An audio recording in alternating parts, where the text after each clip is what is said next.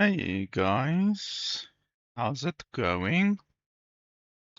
So, today I am going to do a first impression let's play review of a game called Second Son. It is a $20 full release game, so it is not in early access or anything like that. From the screenshots, it looks like a first-person shooter type game. It also looks open world because you have like a mini map and stuff like that.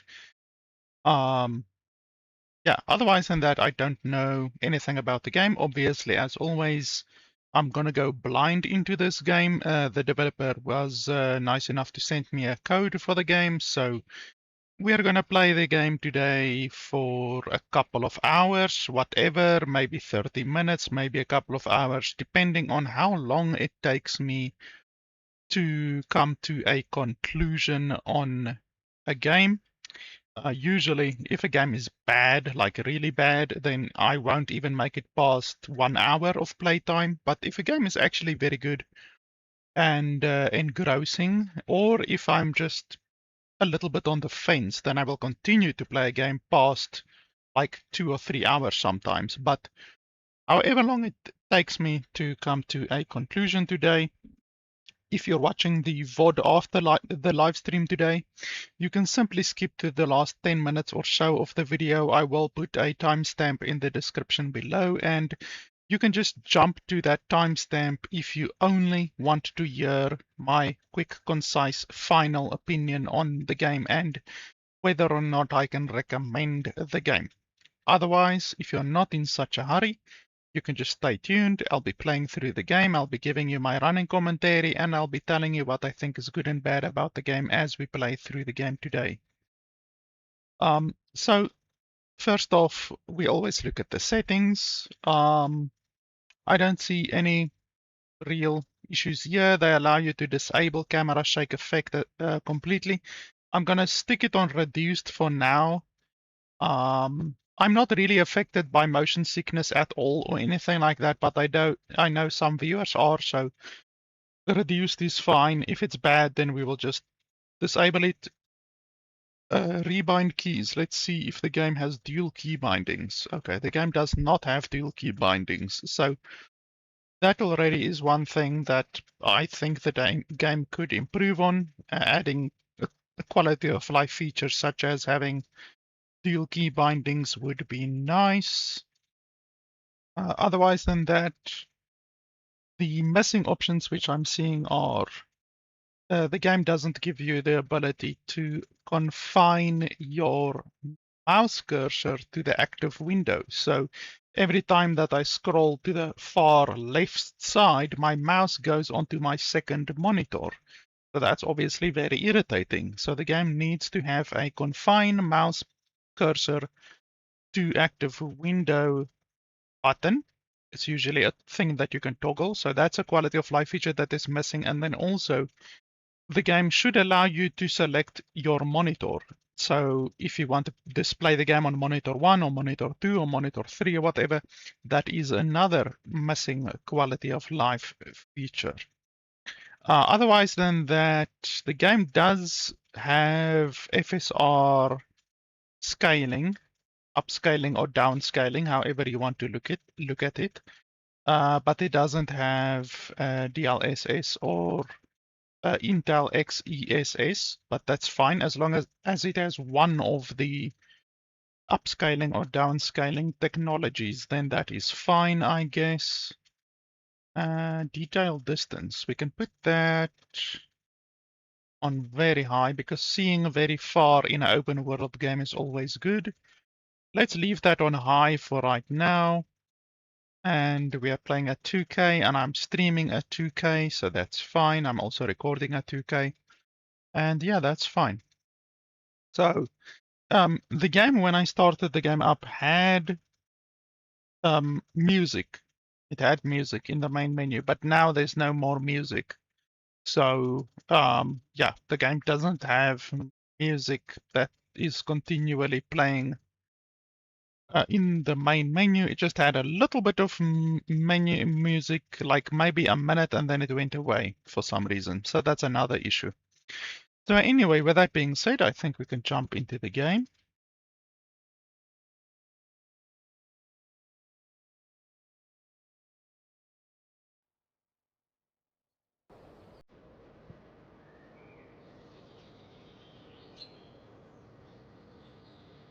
After decades of bloodshed, the Empire is on the brink of destruction.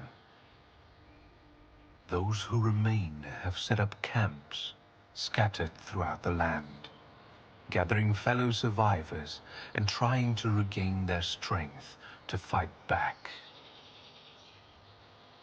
They seek to amass a unit of elite soldiers with extraordinary abilities called the Sunborn. The influence of the Dark Sun on the land grows. The Empire needs you. Complete your training to join the ranks of the Sunborn.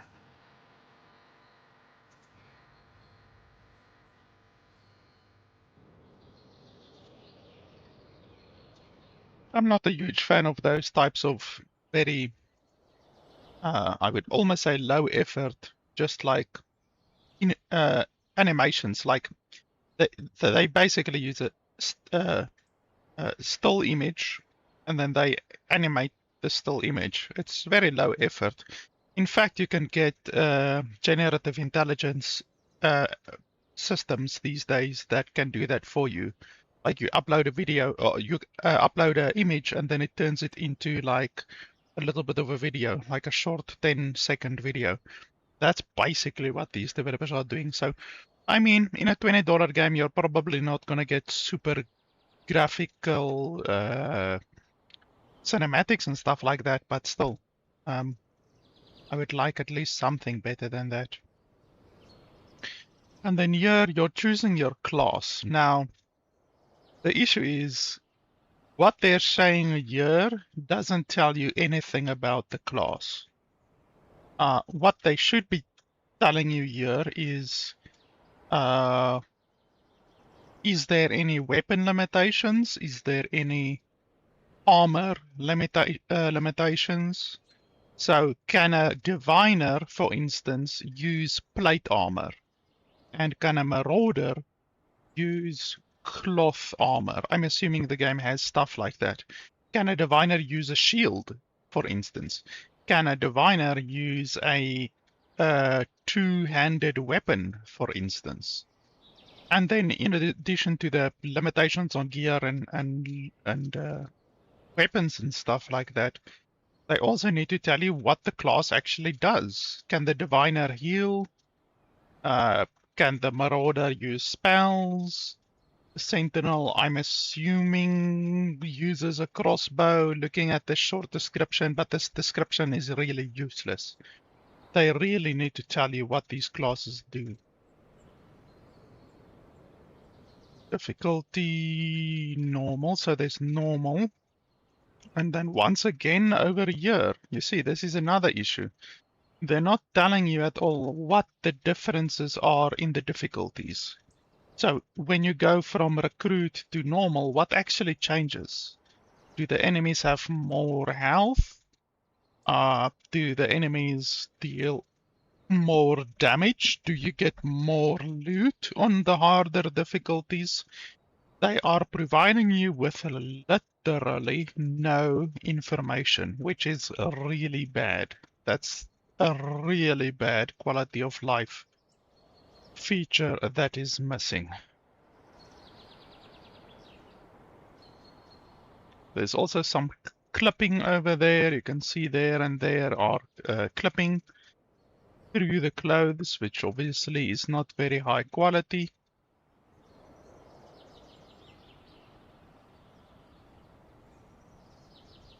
It seems it's all of the females which are having that clipping through the chest armor there. You can't rotate the character. I'm trying to rotate it, but you can't rotate the character. All of these females, no offense, but they're really ugly, and they all have very dead eyes. So normally, well, always I play with a female character, but I think this is the first game where I'm not gonna play with a female character. And what the hell is going on with this guy's face? Like, did he wipe mud everywhere on his face? Like, except on his face. Like, what is that brown stuff? And here at the bottom, like, what's going on with these characters? They're funky. Actually, no. Let's play with a female because I want to see this clipping situation going on here in game actually. So let's play with the clipping female. Finish. So yeah, that's really bad. They don't give you any information about the class, don't give you any information about the difficulties. That's very bad.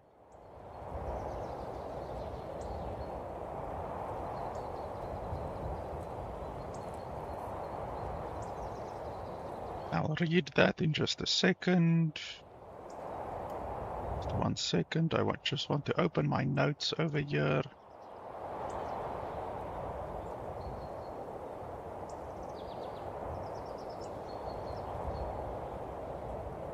Okay. You wake up in a strange place. You don't know where you are or how you got here. You can move, control to crouch, shift to sprint, space to jump, E to interact.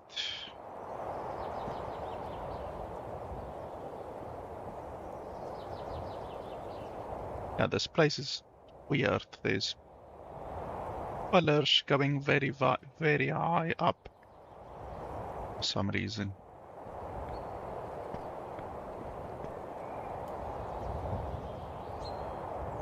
Yeah, I'm not gonna read all of this stuff, honestly.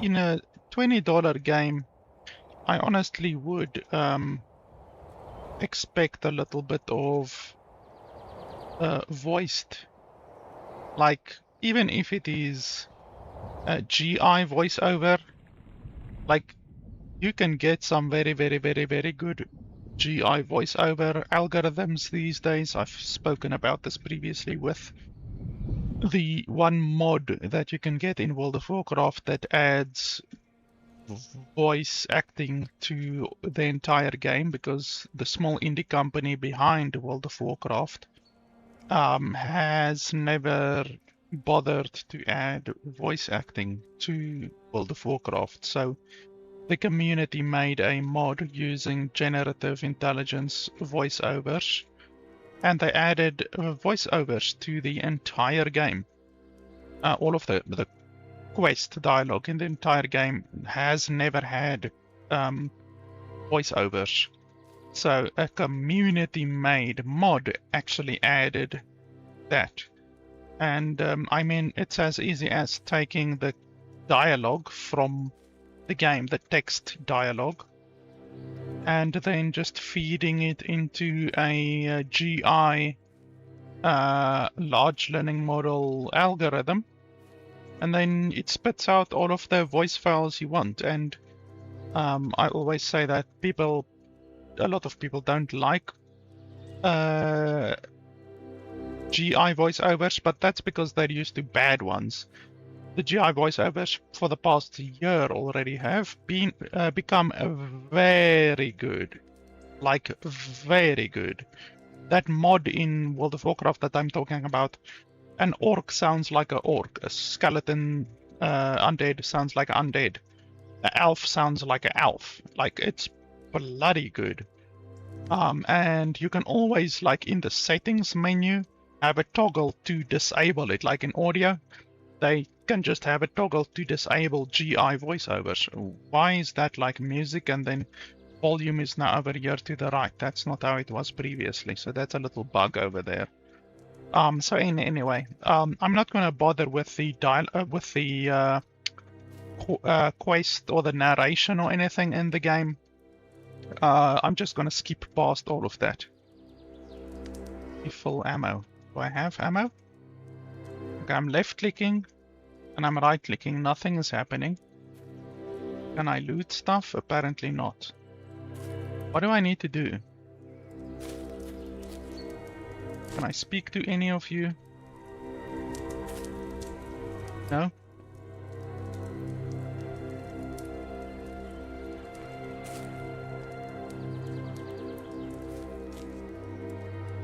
Travel point.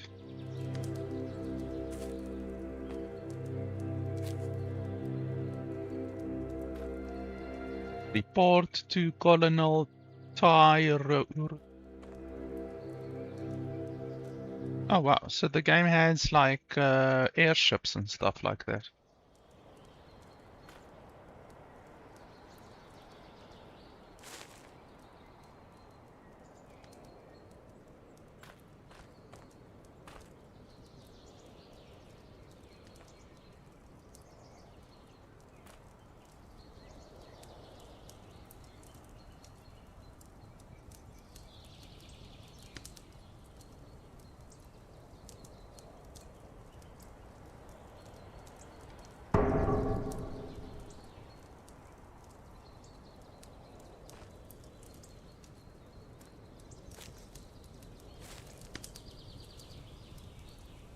And they've apparently invented plastic as well.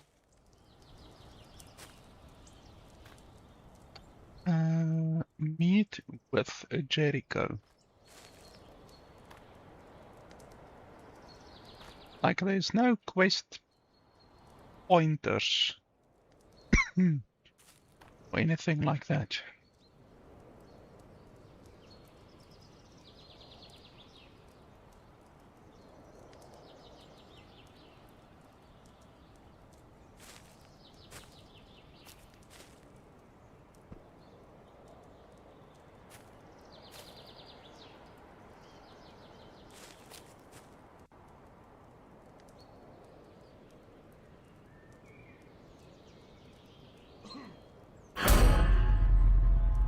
Wow, that was loud. Why was that so loud?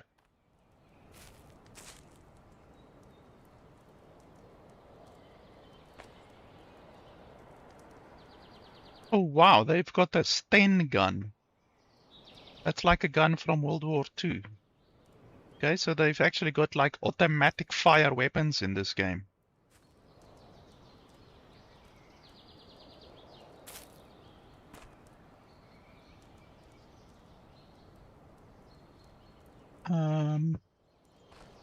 So I don't know where I need to go. Is there a gate somewhere or something?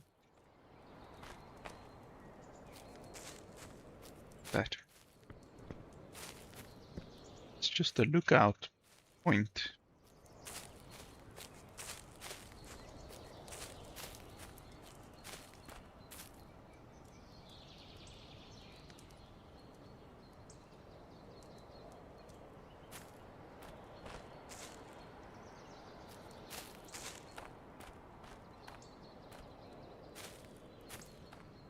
Doesn't look like you can interact with anything in the world. Like the mushrooms, the plants, like can't interact with anything. The crates, nothing.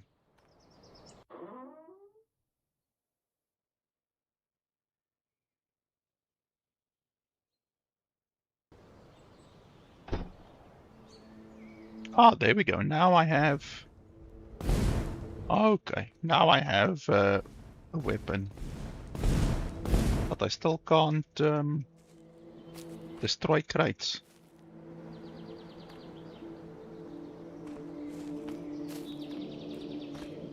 Are you an enemy?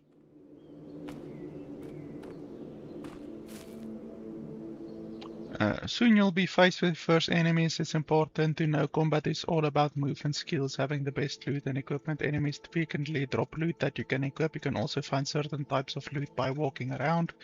You can access your inventory using tab, skill slot, map. Your health can be replenished by consuming Ether Q. You can find this while looting and gathering fallen enemies. These will move in your direction as soon as the enemies die, so you don't need to do anything. They also replenish part of your energy. Okay. Almost like, I almost want to say Dark Souls, but yeah, in Dark Souls, your thing doesn't actually, your potion charges don't replenish. But yeah, in a lot of games, it works like that, where your potion charges will replenish when you kill enemies and stuff like that.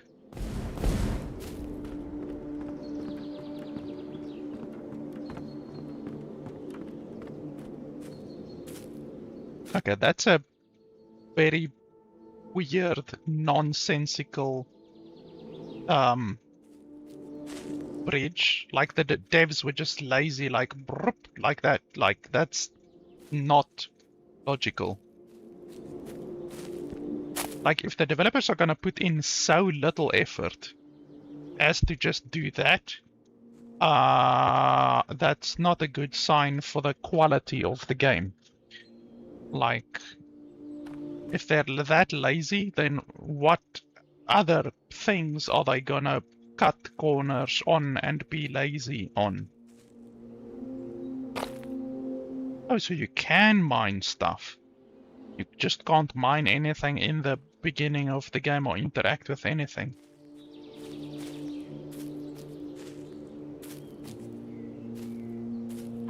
So now I need to see what everything can I interact with.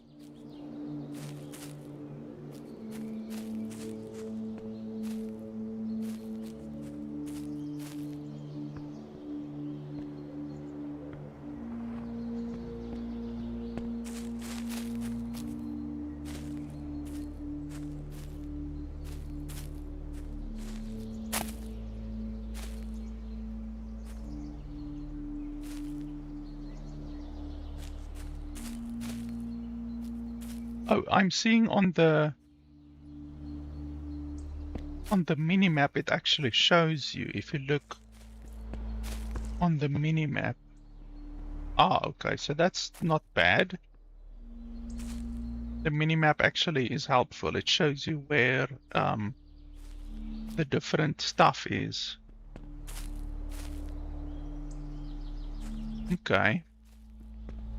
So you just have to glance over to the minimap every now and then. I would like it if it were a little bit more obvious.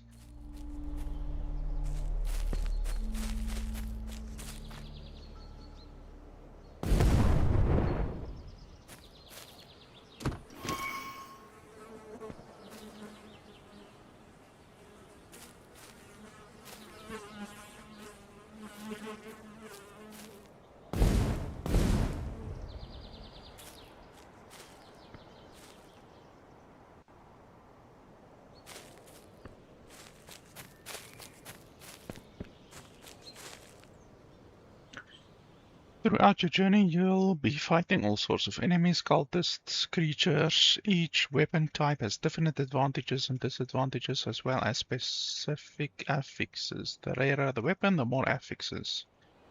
Different weapons use different types of ammo. Some weapons use more than others. Once your weapon runs out of ammo, you can reload it by pressing R. I can see I have... Okay, so I've got a pistol. Or a revolver at least, and then the staff. Let's just keep on going with the staff and see how it does. You slide very easily in this game. Like the slightest incline makes you slide.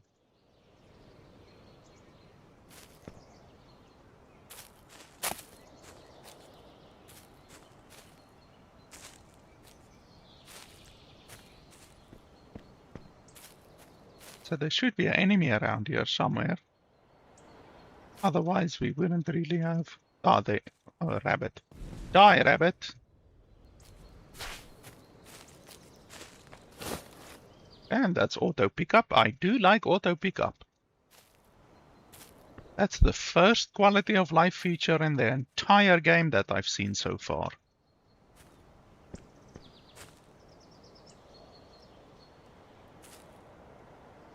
Elemental resistances. Each weapon and skill uses a certain element. Normal, light, ember, frost, or poison. Player can increase the bonuses and resistances for specific elements through items and skills and statuses. Enemies have extra resistance or weakness to certain elements, and resistances also affect damage caused by specific statuses such as torched, poisoned, ignited, blah blah blah. Die.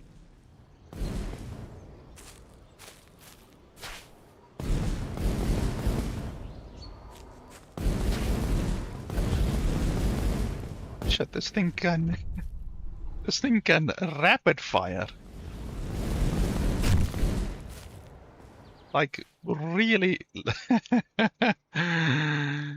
This is the first game, I think, that I've ever played where you can rapid fire with a staff. Hey dear, come here. Come here, dear. Die, dear.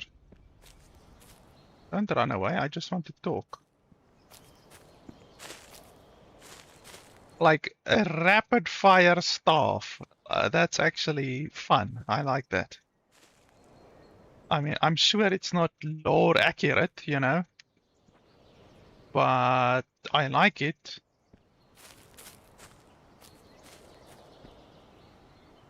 Die, rabbit. I wish there were some kind of a indicator for enemies on the minimap. Like perhaps if you get close to them or something like that.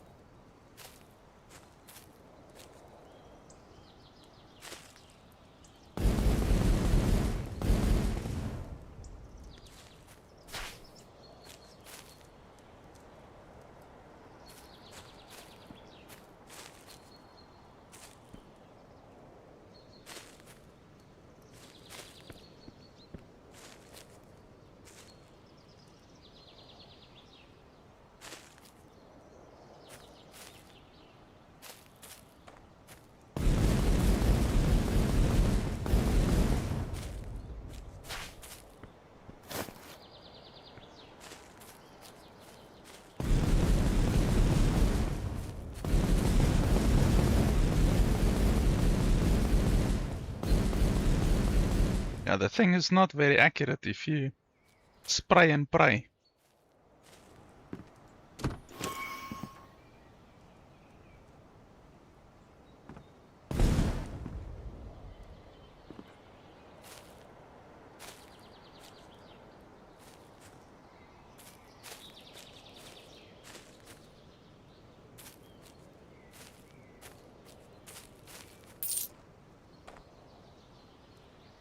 Okay, so I can't pick this up for some reason. There's special ammo. So why can't I pick up the special ammo? My inventory can't be full. No. Okay, so I don't know, maybe the main maximum amount that I can pick up is 500 maybe? I don't know.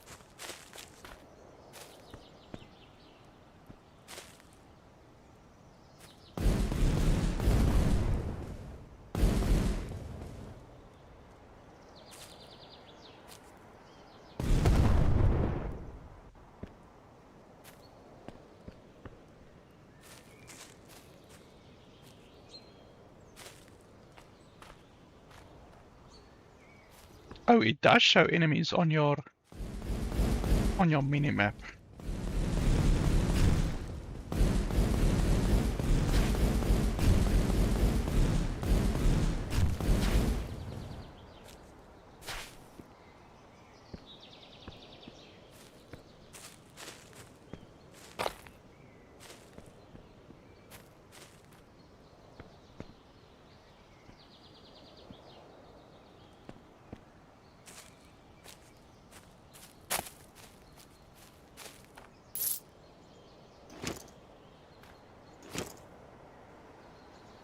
Now again, my ammo is at maximum. Let's switch to the gun and see how much damage it does.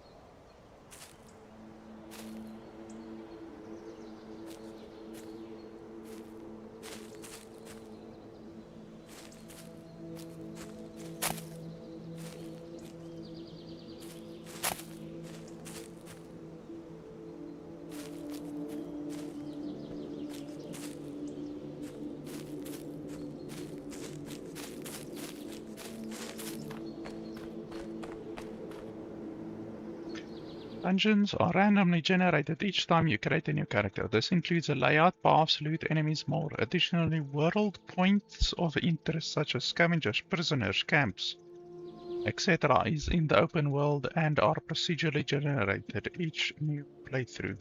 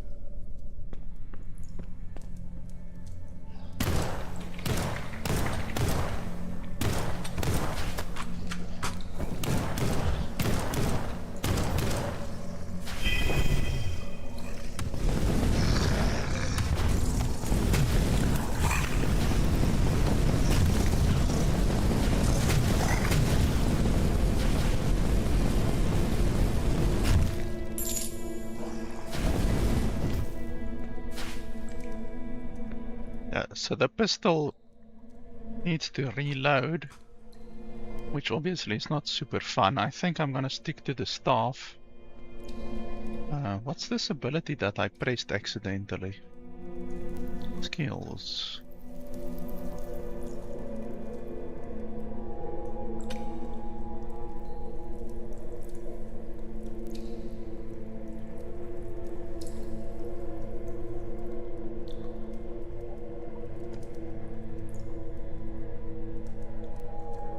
Recover energy at the cost of your health. Oh, okay, so that damages you. Can be toggled on or off.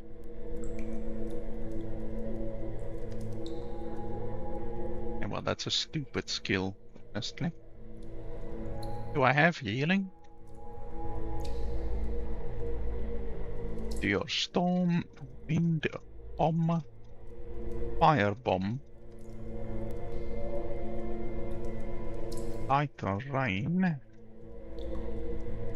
blizzard, ice ball, sun blast, vampiric aura. Oh, that's nice. Oh, but it only lasts 15 seconds. That sucks. Like, these can't be all of the skills. You have to tell me this is not all of the skills.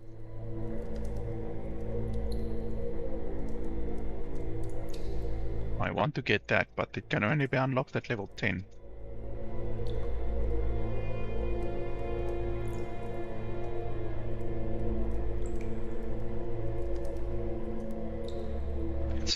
stupid. Why can you unlock the damage boost for assault rifles, handguns, and shotguns at level 1, but you can only unlock the damage boost for staves and wands at level 10? How does that make any sense? That's not balanced for a person who is using a staff.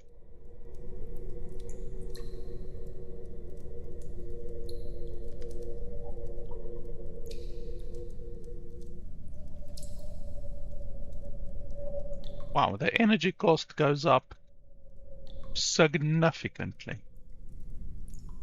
Like the energy cost goes up by about 30%. But the damage only really goes up by maybe 20%. So the damage to energy cost ratio is not balanced in the slightest.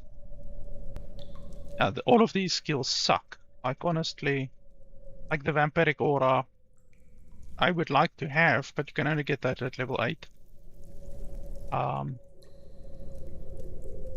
Yeah, no, all of these skills really suck, and then some of them you can only get at level 3, level 4.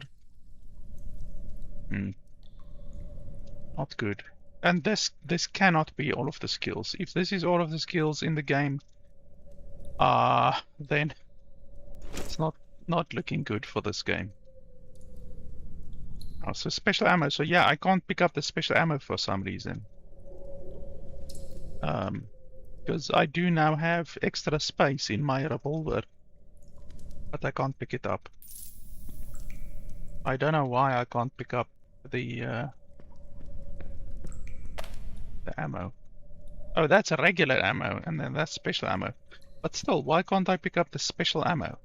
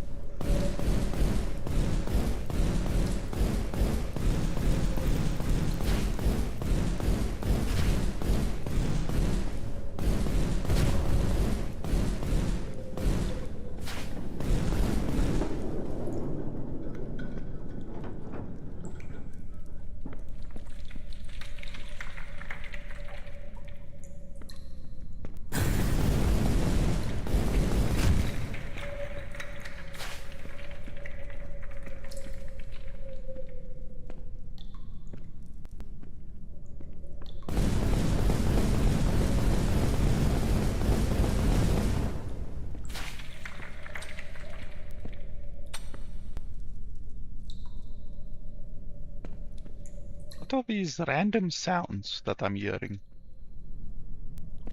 This thing looks like it can be rotated.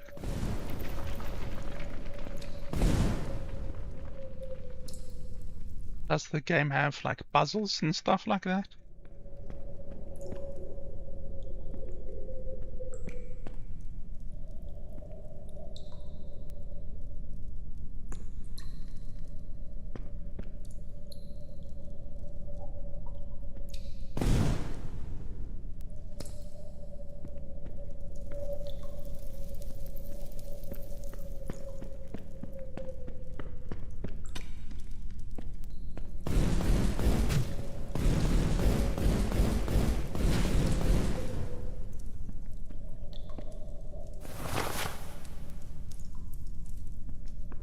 Is that a checkpoint or what?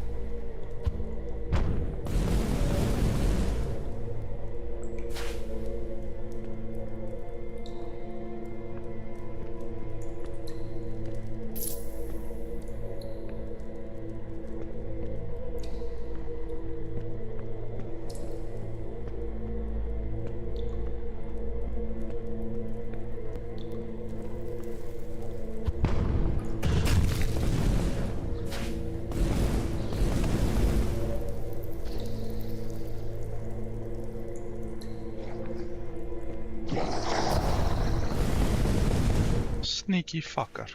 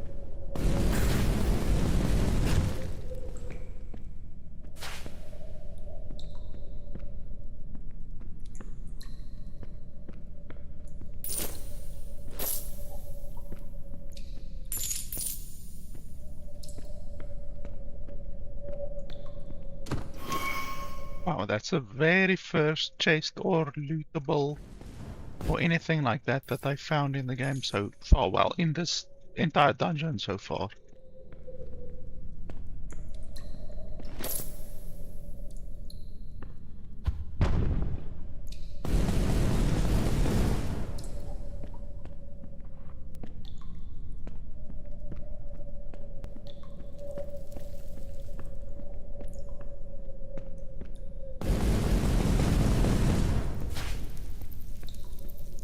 You actually get 28, holy shit.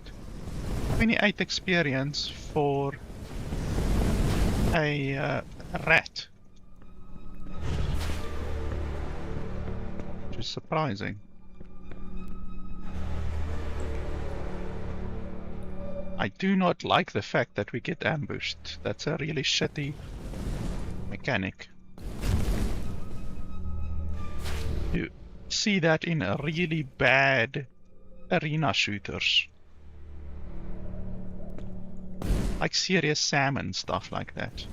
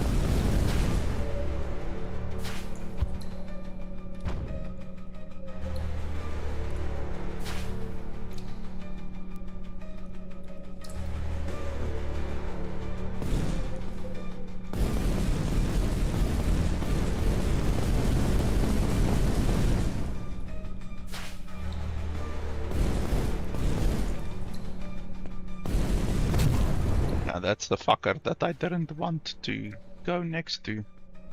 I think you will take a lot of damage if you die, or if he hits you.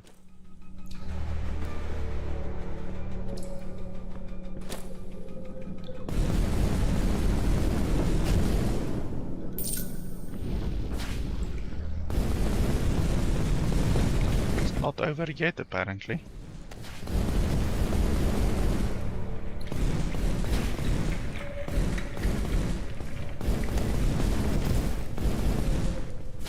Wow, that thing does like 120 damage. Like a single hit. To me.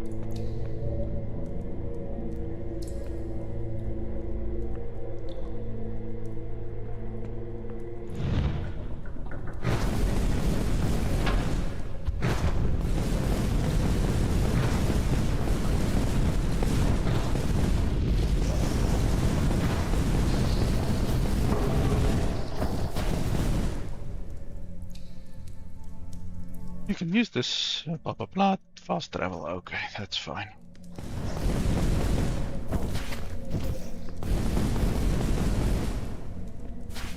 I really don't like the fact that they lock you in and then spawn a boss. Like, that's what you see in really shitty shooters. Like the old, like Serious Sam games. The old Doom did that, even though I'm pretty sure the new Doom does it as well, a little bit. Like, you just see that in really shitty older games.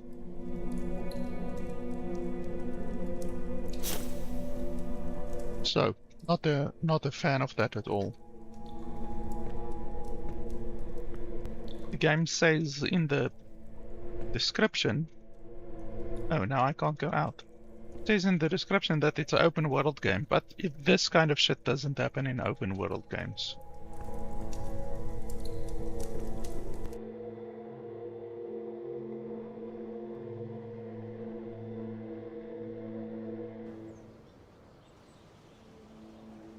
Why am I outside again now? I haven't even finished the dungeon.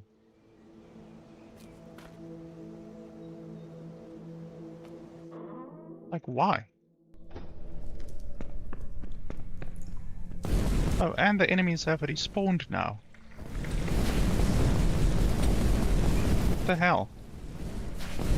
I haven't even finished the dungeon, and then it now looks like the dungeon has reset. Like, what the fuck? And I was locked into that room with no way out of it.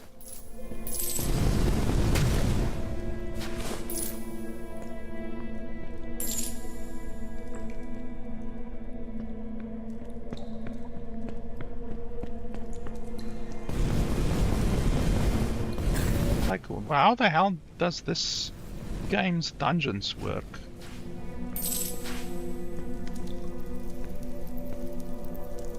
So you can basically get unlucky by just stepping into one of those rooms, because how would you know if it is the boss room or not? So you step into the boss room and then you get locked into the boss room, and there's no way for you to get out, and you have to defeat the boss, and then you are forced to teleport back to the, well, not even back to the beginning, you're forced to teleport out of the dungeon, which means the dungeon seemingly resets. So, like, that's really bad game design, honestly. Like, I want to complete the dungeon. I don't want to just accidentally step into a room that I want to explore and then to teleport me out of it and reset the dungeon. Like, that's really stupid. I at least now know the layout of the dungeon doesn't change. It remains the same. So I can rush through the dungeon back to where I was.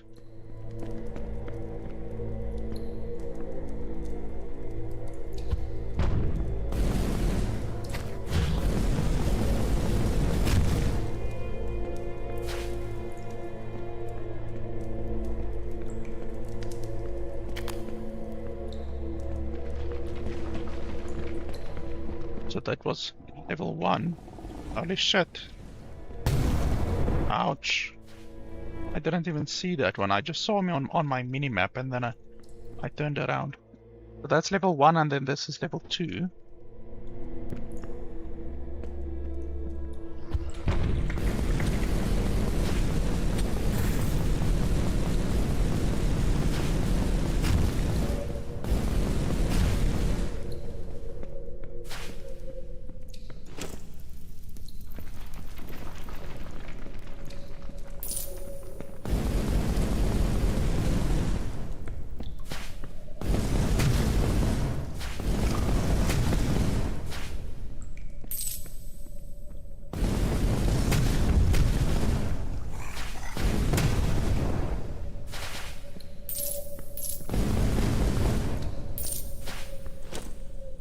Like, I still was looking for the key for this place. And then obviously I just got teleported out. That's really, really stupid.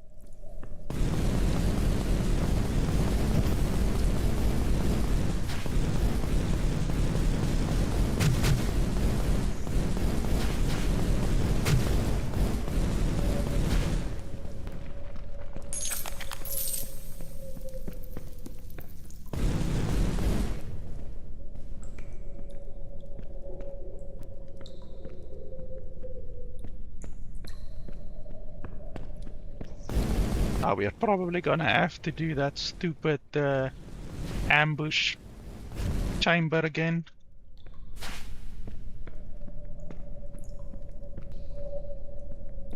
So I know now I'm gonna run in and then run out immediately, so that I can trigger the ambush.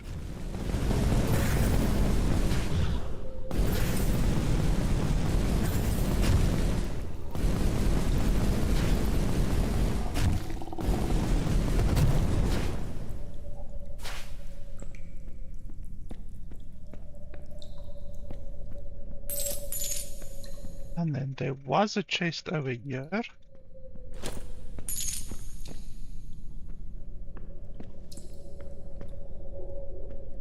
Yeah, this one. But you see now it doesn't, like, the dungeon is reset, but the chests, for some reason, don't reset.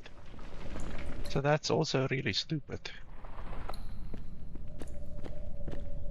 You slide really easily in this game. Okay, so we're just gonna sprint past.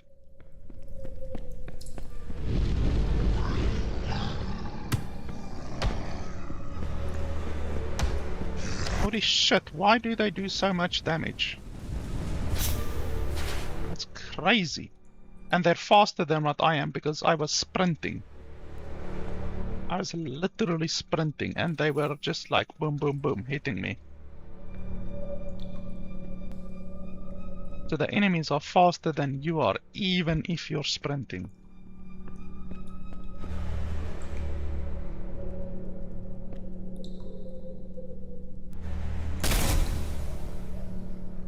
Huh? Ember Staff broke. What are you talking about? So the game has durability even?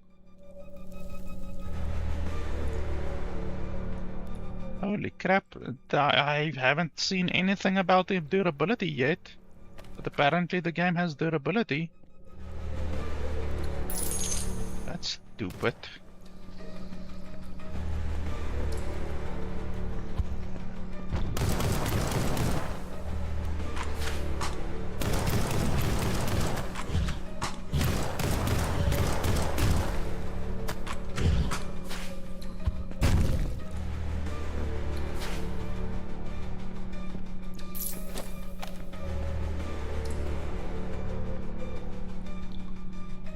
Let me see. How do you compare? Control, okay. I would like it if comparing was on by default, to be honest.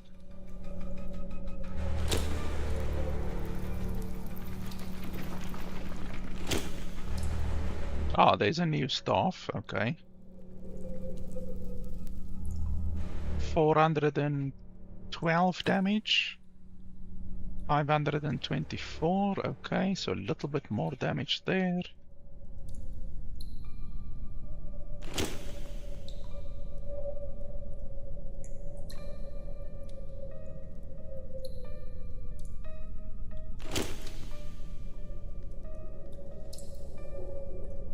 This one's damage is a lot more.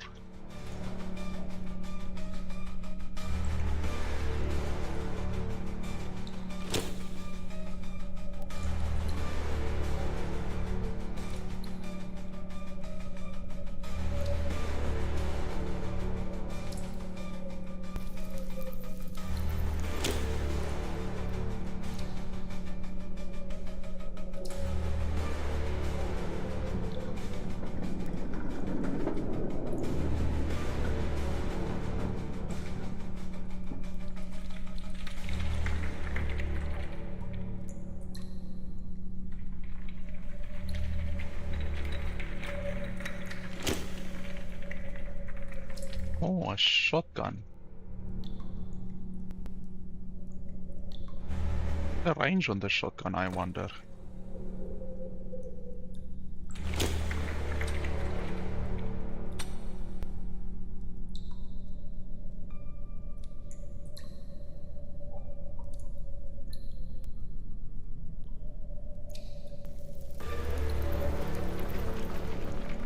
Okay, so I've got a bunch of new gear now.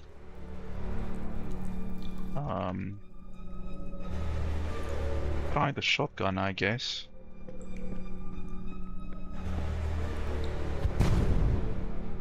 So you can't actually aim with the shotgun because right click activates my fireball.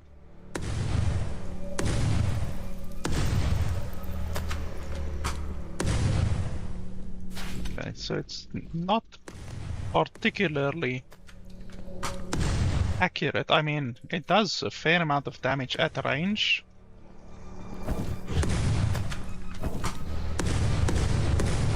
But yeah, it's not very accurate at all.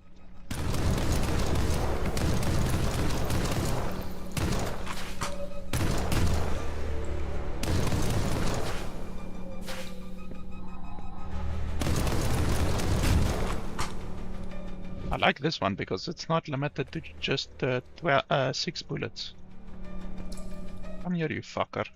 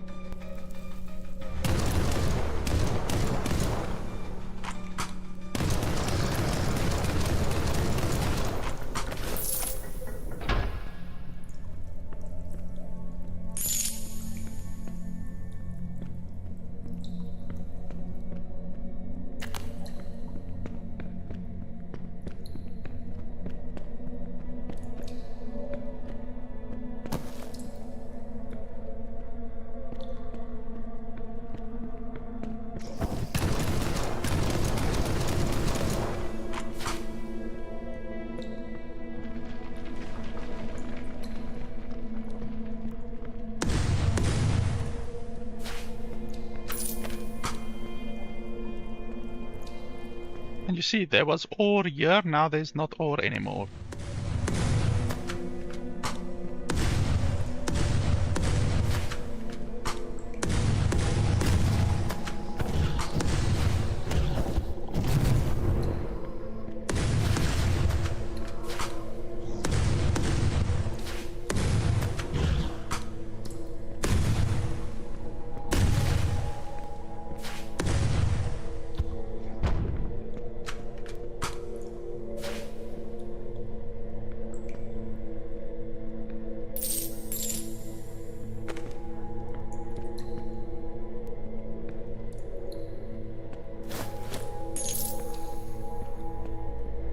See, like this chest, I didn't get previously.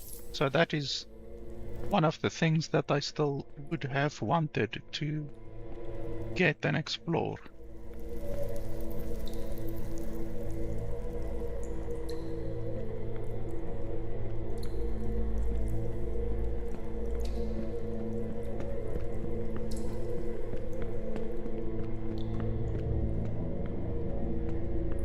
So up here is gonna be another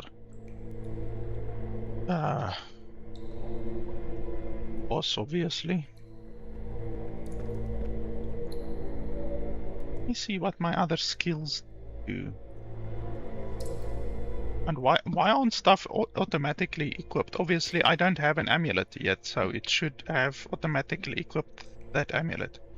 Oh, and I have an assault rifle. Can equip the assault rifle over there.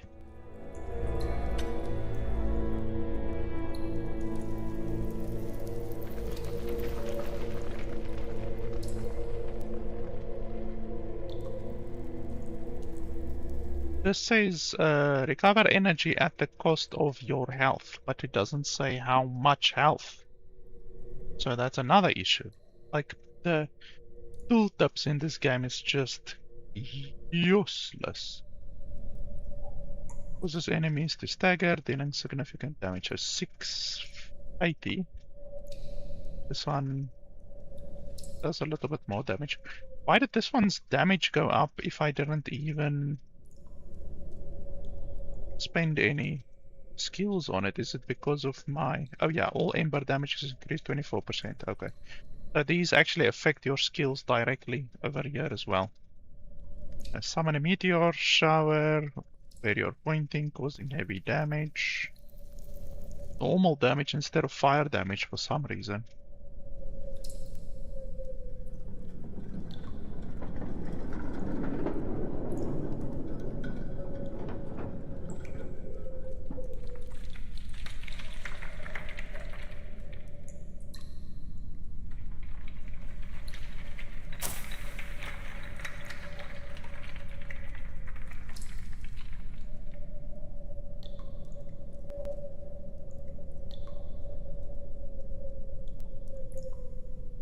I really want to get that one.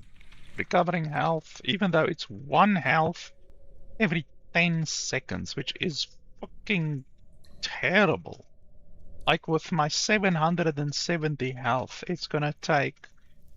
Let's quickly pull out the calculator over here. 770 times 10 divided by 60 seconds, 128 minutes. So it's going to take 2 hours, literally 2 hours, to gain a full health bar with that skill. Like, that is terrible. Obviously, it's going to be a little bit better on the higher level, but still, level 1, it's going to take over 2 hours to max my health. That is pathetic. I'm going to try to use the meteor shower here on the boss. That's obviously going to spawn. Because we are psychic, we know what's going to happen here.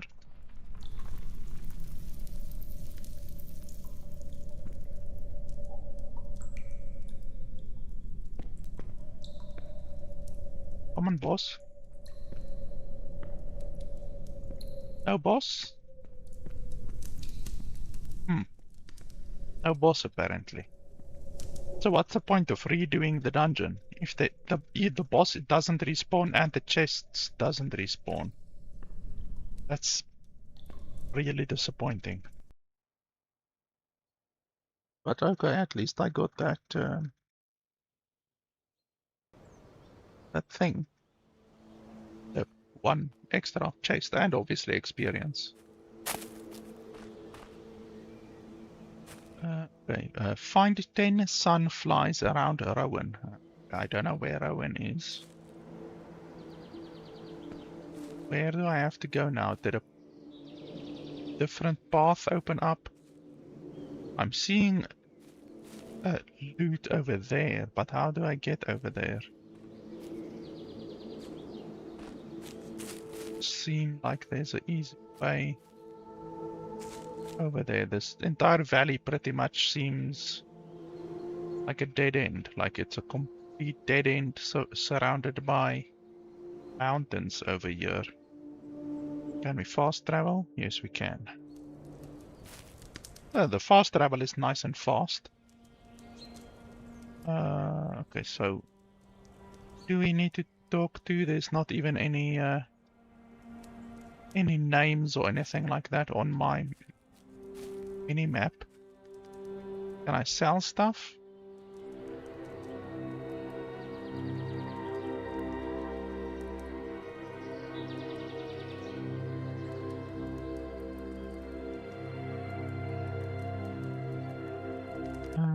Yeah, sure, we can sell all of these, I guess. Oh, and they have a limited amount of money as well. Not a fan of that.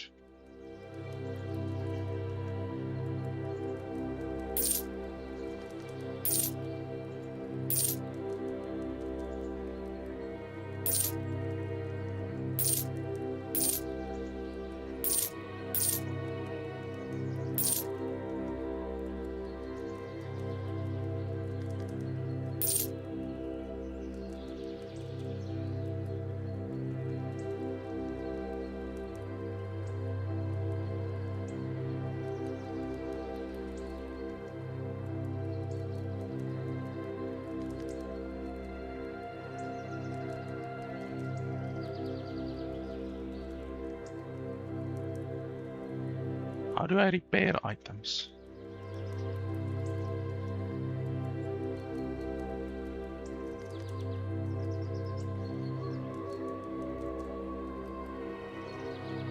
Oh, okay. I can repair an item for 70 gold, which is actually quite expensive. Okay, at least I know how to repair. It would be nice if the game gave me a tutorial about that kind of stuff, but I guess that's too much to ask. I need to talk to you.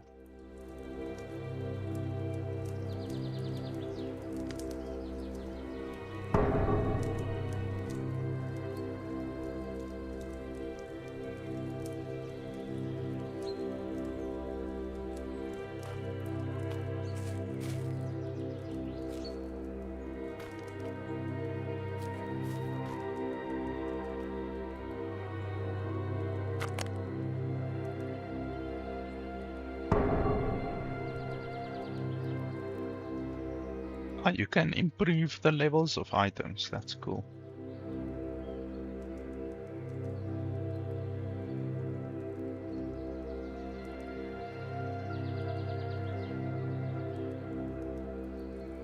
Okay. Repairing. So how much will this one cost to repair?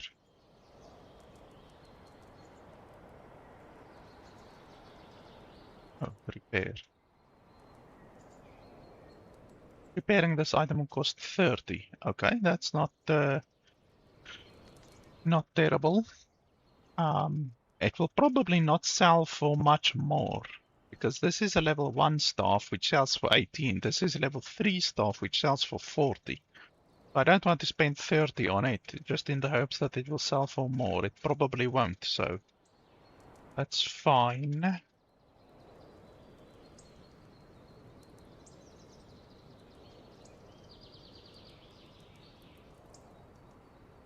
Oh, and you can increase the rarity of an item. That's also cool.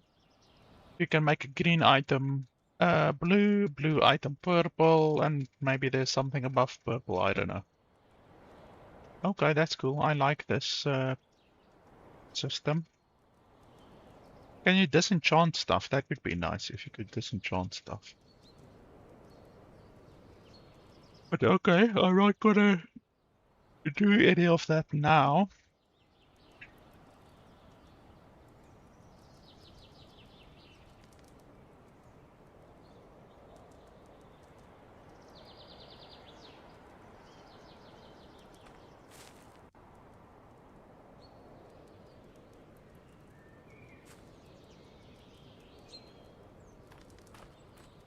Okay, do I just need to leave now? When did you get money again? It seems you're the only dude with money in the entire bloody place. I don't know how big my inventory is. If this is the only inventory that you have, then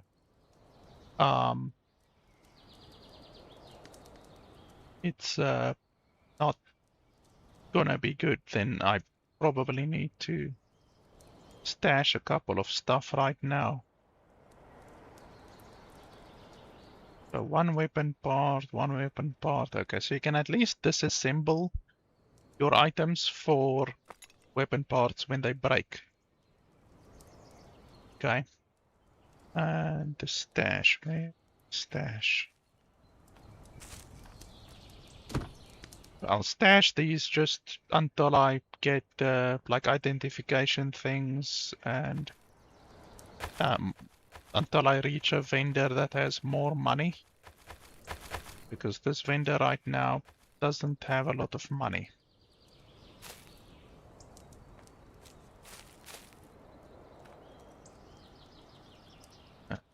Okay, so fast travel.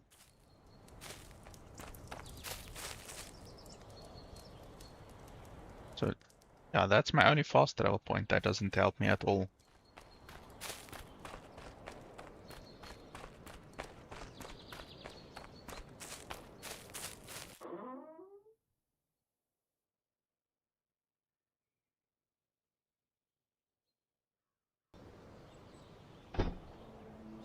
Just want to take a drink quickly. 1 second.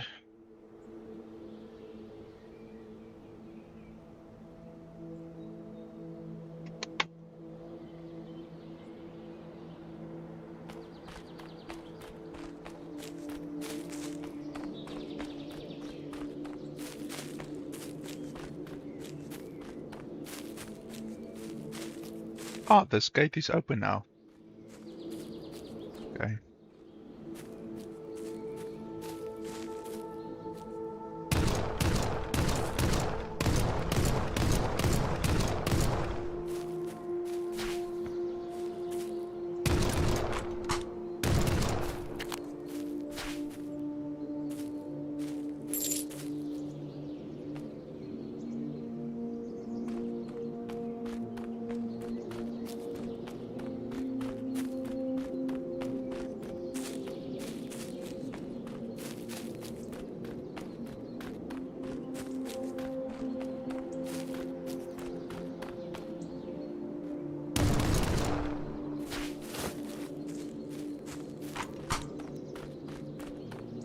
whole lot of running and a whole lot of nothing. That's not very good world building.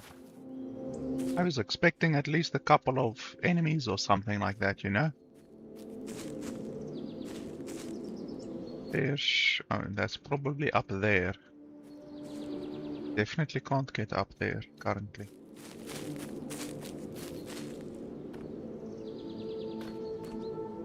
Unless I can get up here, but probably not.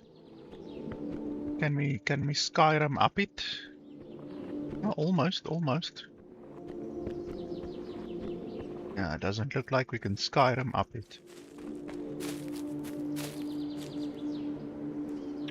Oh, this place looks nice and big. It's not bad.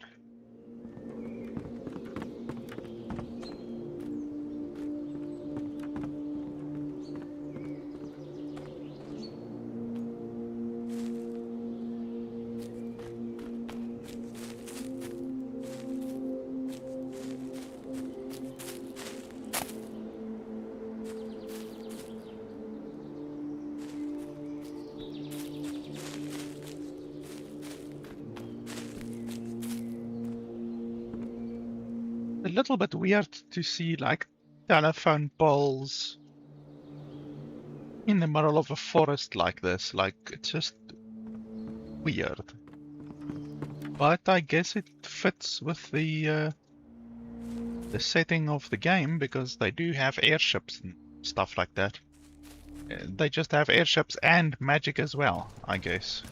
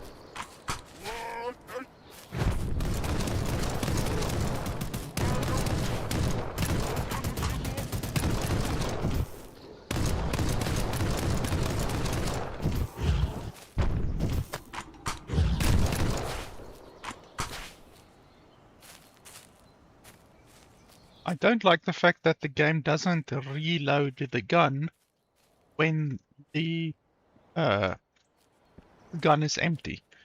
You actually have to attempt to fire another bullet once the gun is empty, and then will it reload. So it doesn't reload automatically. It reloads once you try to fire another shot from being empty. So that's stupid.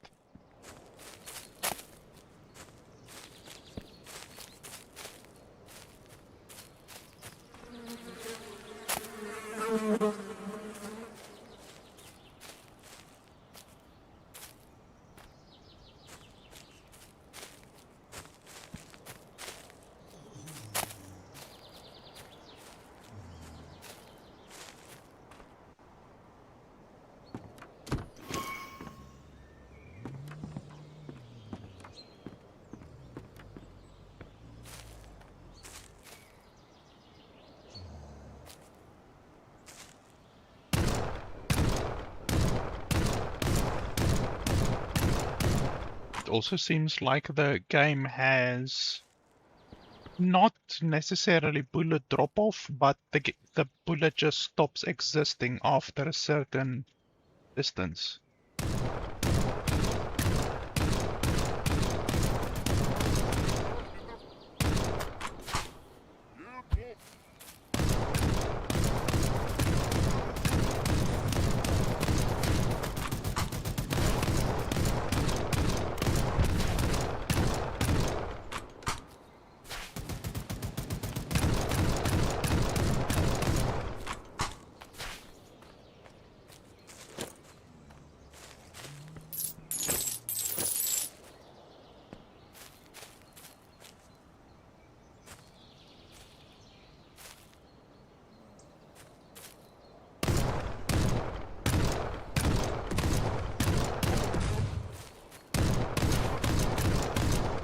Now, I don't like the fact that the bullets stop existing after a certain distance, and it's not a very big distance at all.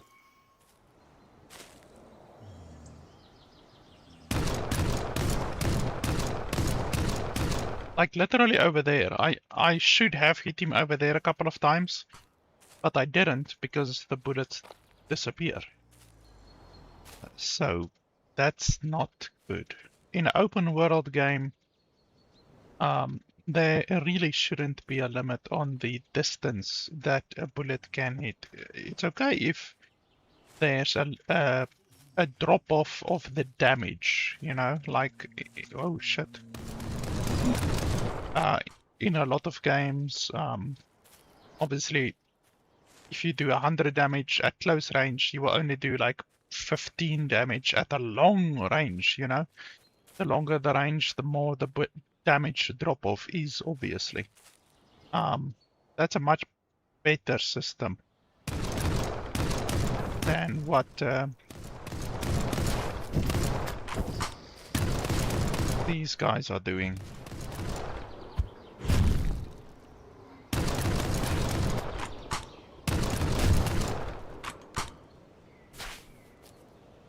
Let's see if these ones have a drop off.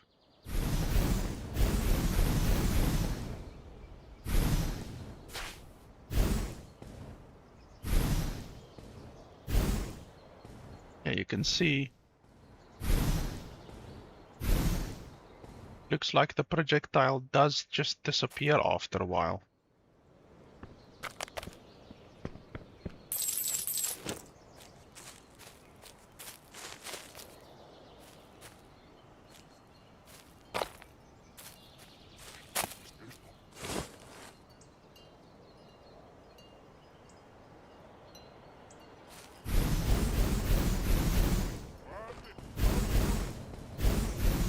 Well, the staff definitely has a longer range, I can tell you that much.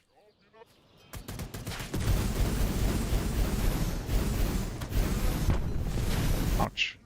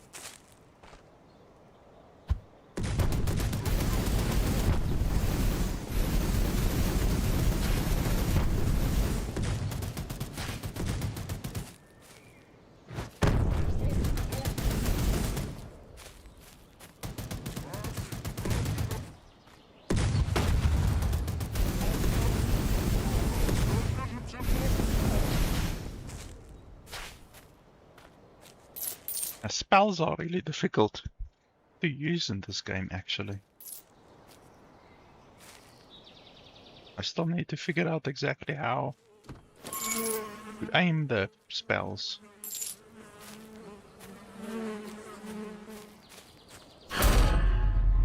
Wow, that's loud.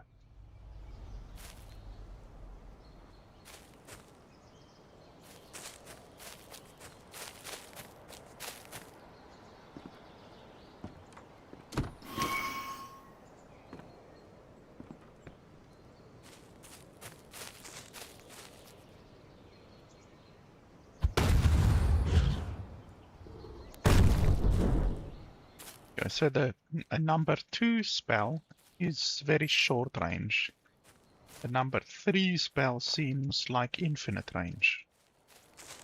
I can use number 2 when I'm nearby someone.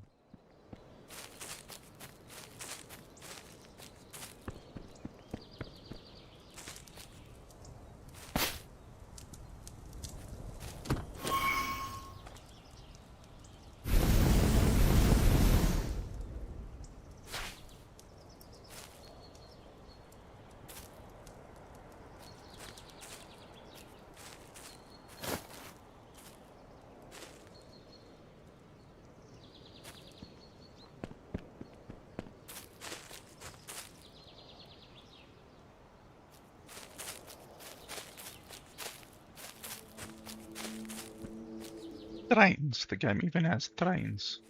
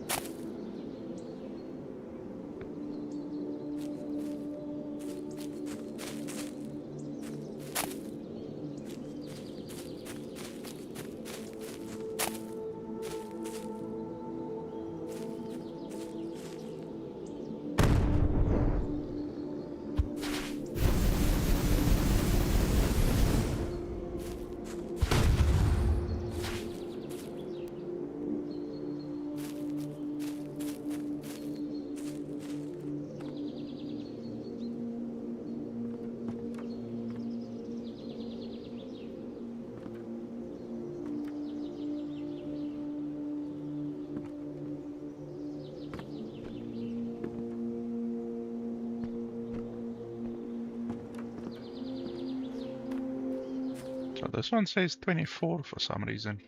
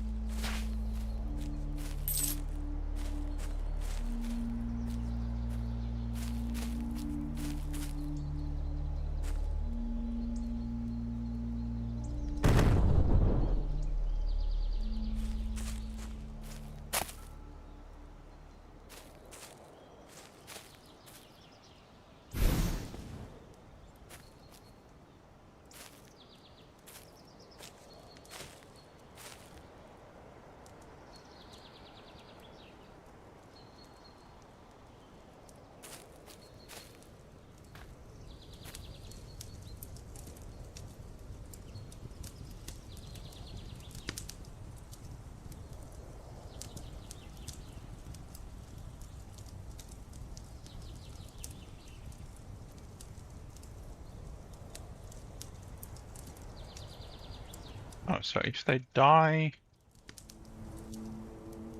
then it's 500 down the drain. So hopefully you don't die very easily.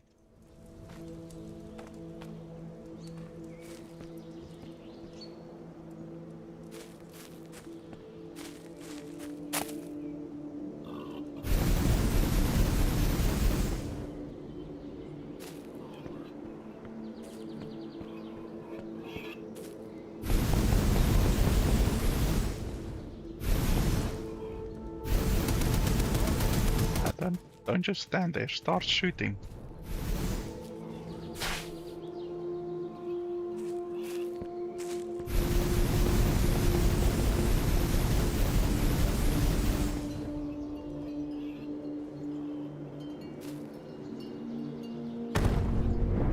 Oh, why are all of you guys here?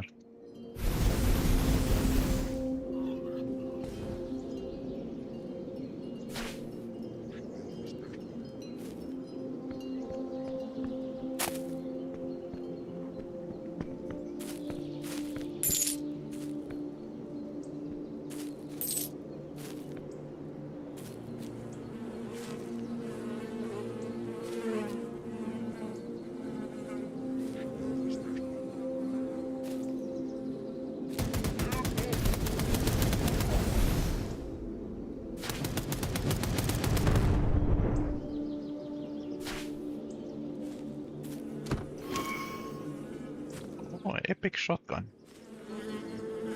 No, I'm not a fan of short-range weapons.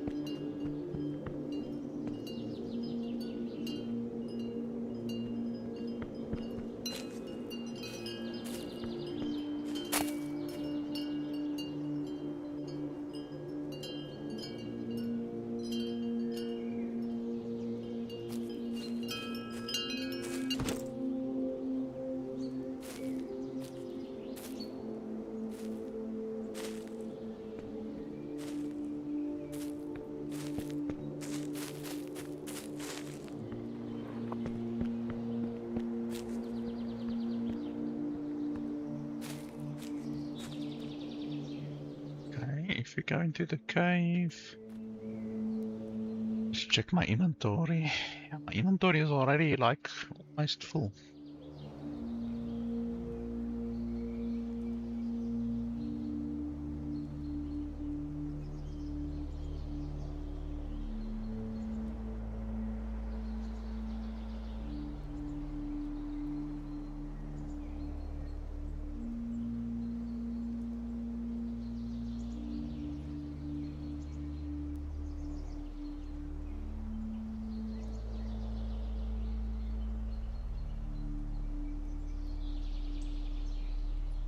It also doesn't show the capacity of weapons, so it doesn't show the bullet capacity on either of these weapons.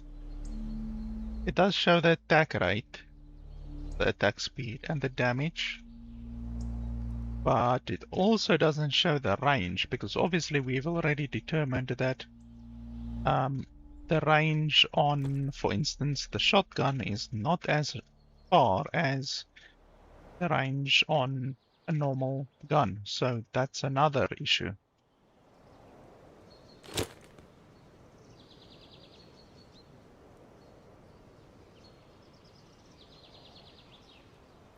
Shotguns do nice damage, but honestly the range is a little bit of a deal killer.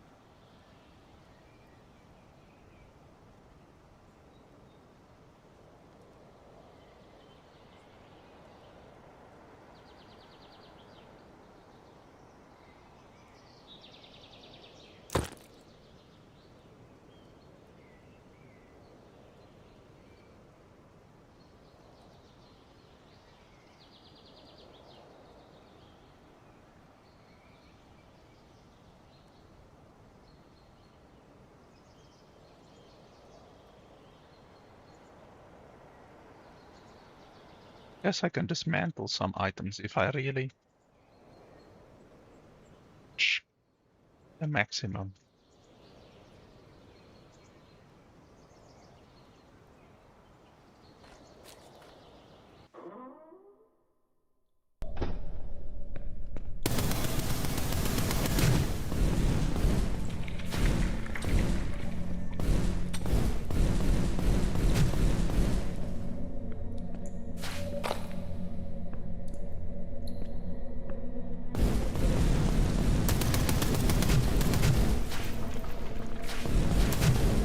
Oh, this guy is definitely aggressive. I do like that. I don't like it when you have to lick the butt of a dude just to get him to actually attack the enemies, you know? So this guy is aggressive.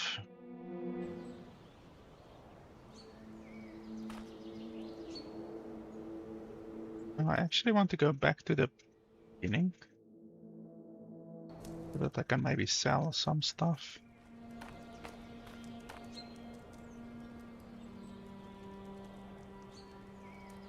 This guy's 450 gold again.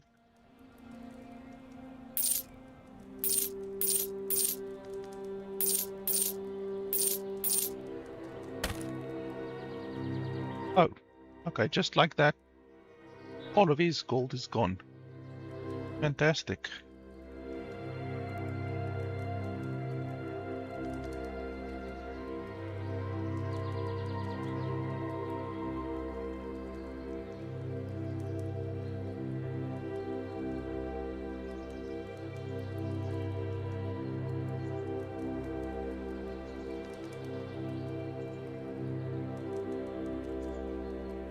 $200 gold for an identification kit.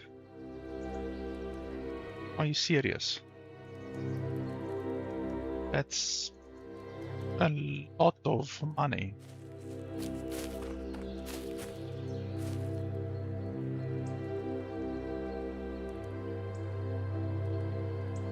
Citron and iridium.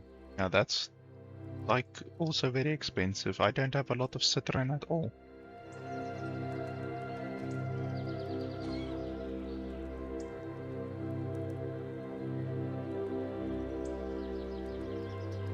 So I guess we're gonna buy the kits for 200 gold and then just be very selective of what we actually use it on.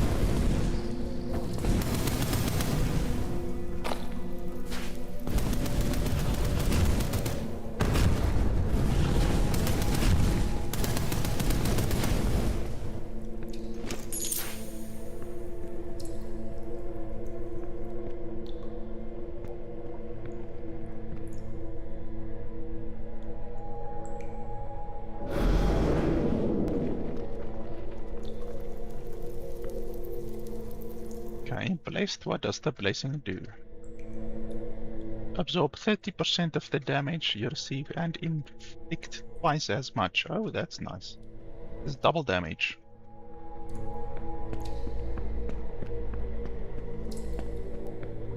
Only lasts minutes, however.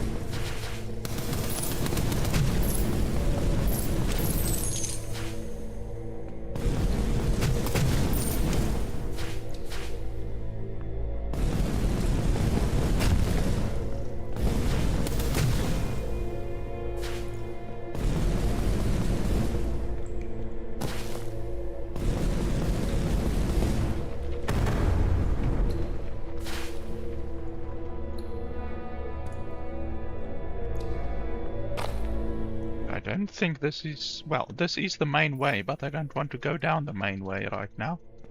I want to finish exploring in this other direction.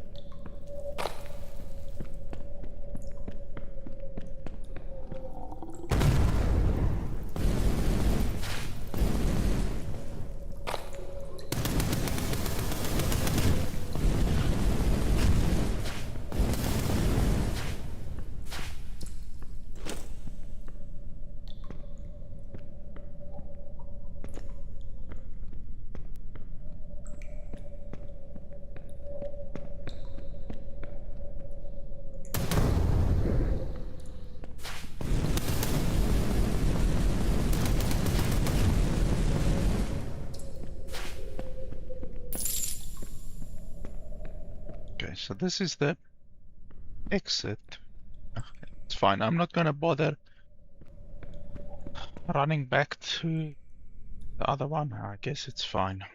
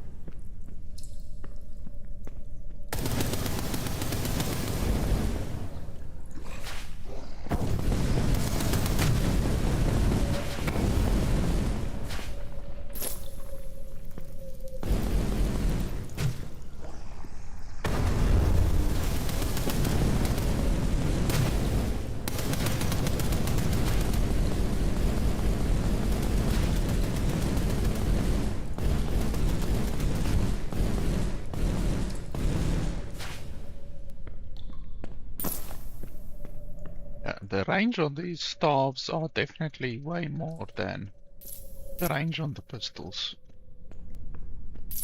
Like the bullets of the pistols just disappear. after like a while.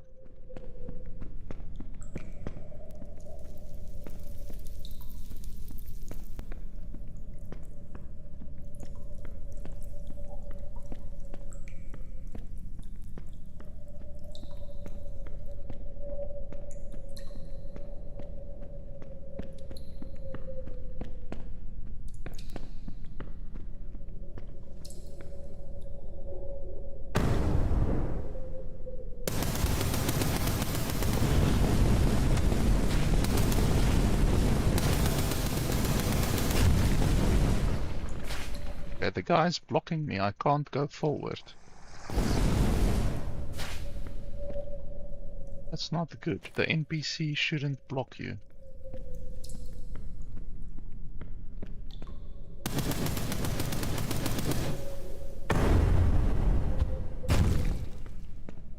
Casting these bloody spells sometimes is not good.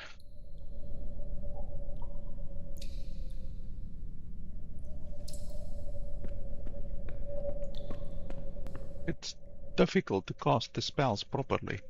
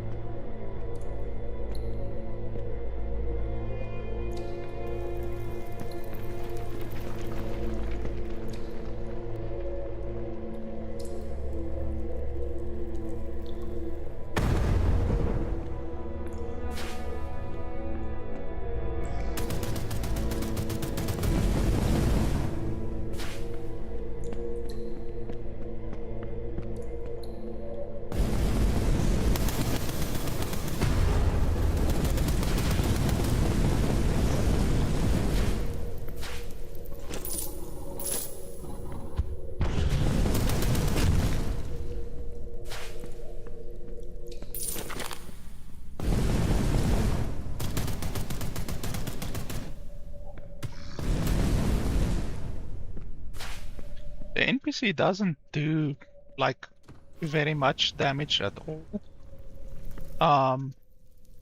But he doesn't seem to be very squishy. I mean, he just got hit twice by that thing, and that thing I know from experience does 100 damage per hit.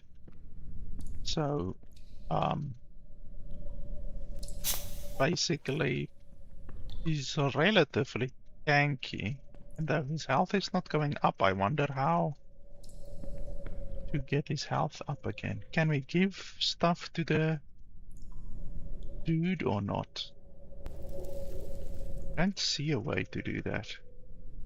Because if you can't equip your guy, that is definitely going to suck. Because he's always going to stay as weak as he is now. So in the late game, like when you are more powerful and you have better weapons and stuff like that, the mercenary is just gonna stay the same power.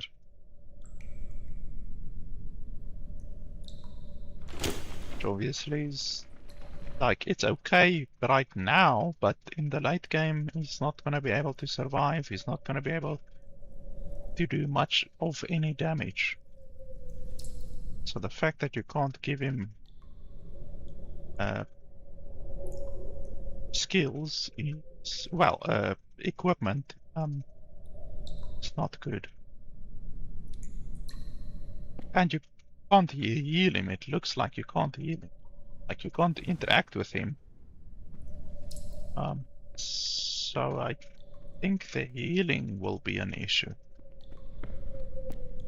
I mean, if you can't heal him at all, like literally he doesn't regenerate and you can't heal him, that's pretty much a deal breaker on the usage of the NPCs. Because you're gonna spend 500 gold and you know he is gonna die if he just takes a few hits. No way to heal him.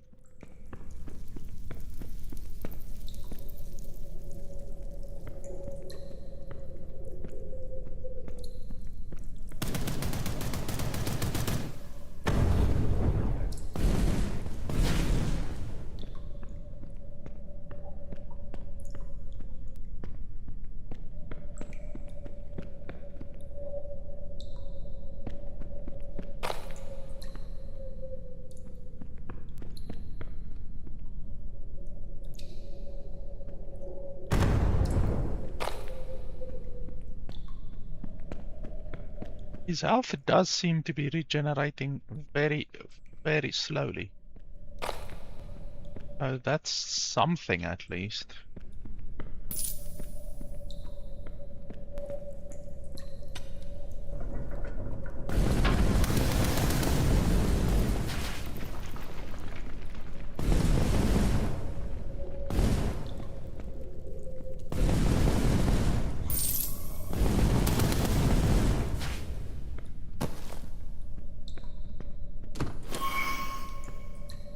Oh, a bunch of mods.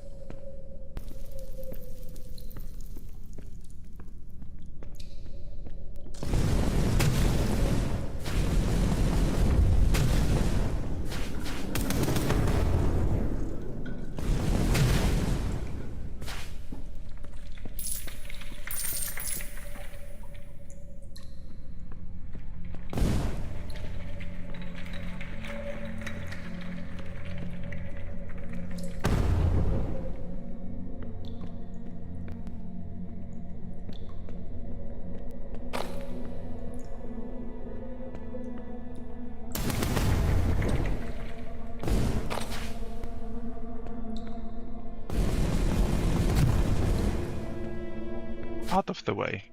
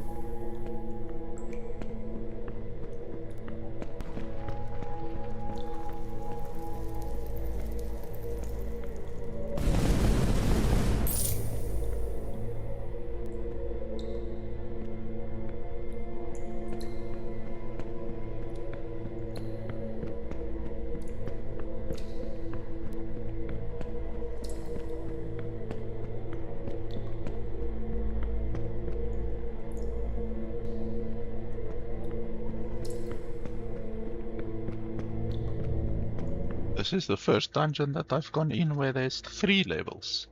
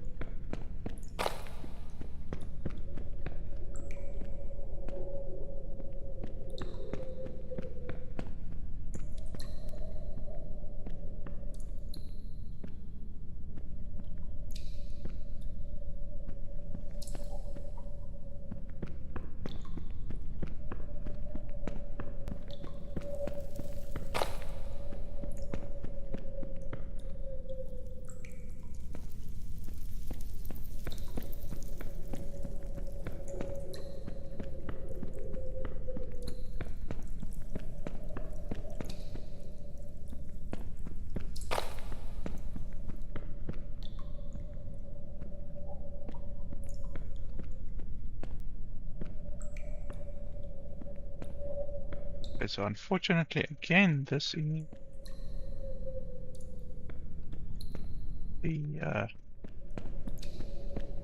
the main direction to go, and I don't want the main direction. I want to first explore the entire place and then go down the main direction. So this is like the 3rd time that it has happened where I choose a direction and then it's the main direction and then I have to backtrack in order to fully explore the dungeon. So I don't like that. The dungeon design should either be linear, just one line, or It can have multiple branching paths like this, but they should meet up again. That's what a lot of dungeons, uh, uh, dungeon games do. The paths loop back on themselves, so it doesn't matter what path you take, it will loop back, and eventually, by taking any path, you will reach the end of the dungeon, because they loop back. Like here you see as a chest, so all of this loot, the mod and the 2 rare items and all of the stuff I would not have gotten if I didn't backtrack. That's why it's important to backtrack, because these dungeons only have a very small amount of chests, like a really limited amount of chests, and you have to, if you want to get all of the loot, especially in the chests, you have to explore the entire thing, and obviously experience as well.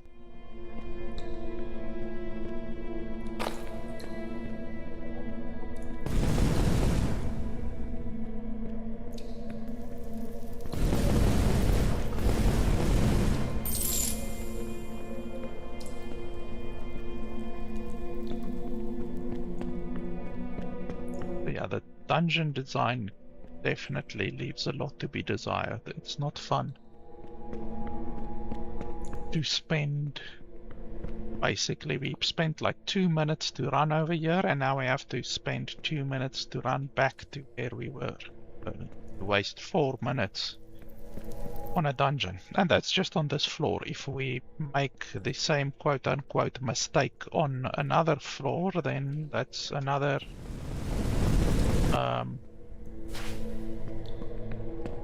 another 4 minutes or so, depending on how far you have to run.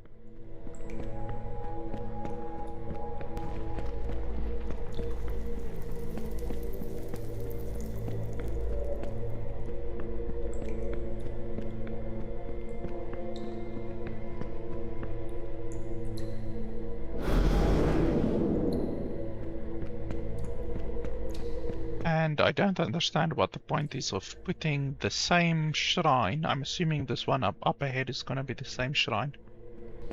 So close to each other. Because this is the only shrine that I've found so far that gives the blessing where you get double damage, so inflict twice as much, and then 30% absorption. So this one is going to be the same probably. Have a look, and once again, yeah, so that's another issue. In addition to the dungeon generation not being optimal in the slightest, the dungeon also can have multiple shrines of exactly the same type within a very small radius of each other, which should not happen.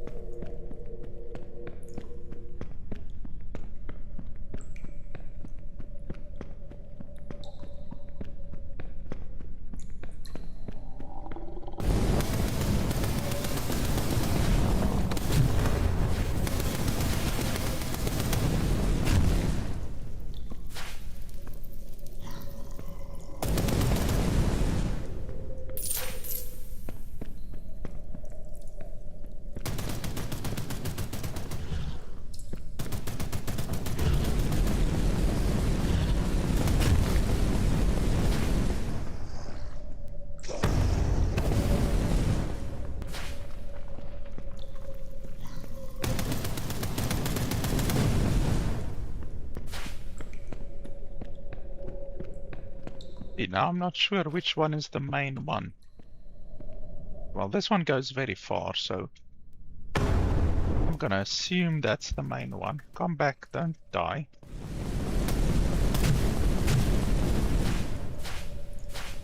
Back, we're gonna first explore the other place.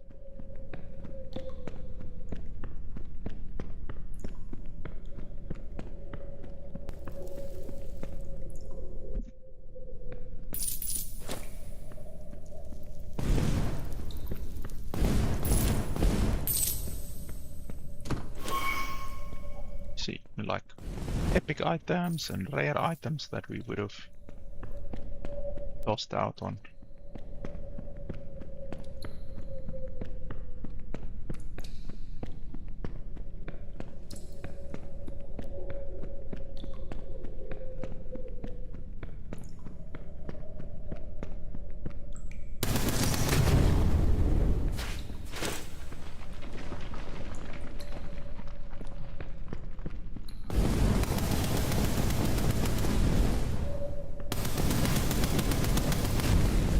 I still have the shrine buff, so I'm doing double damage.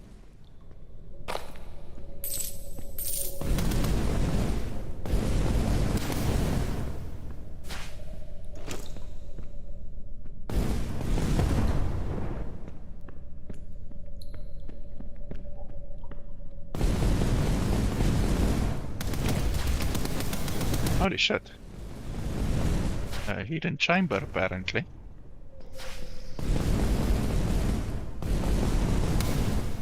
Okay, I didn't know about that.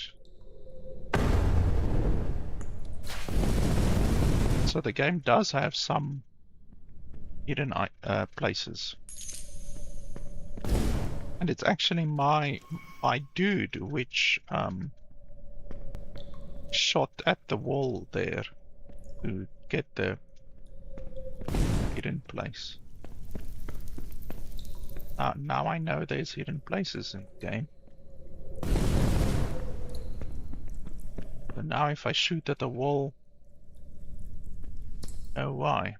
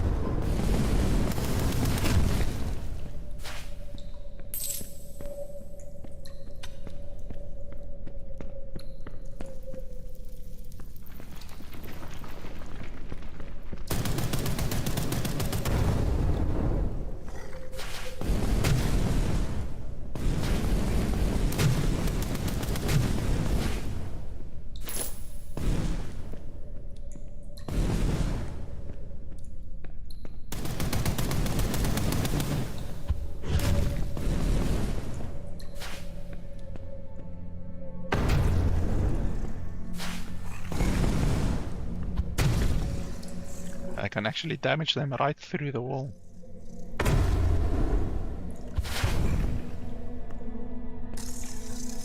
How many shade keys do I have? Like, I don't even know where I got shade keys, how many I have.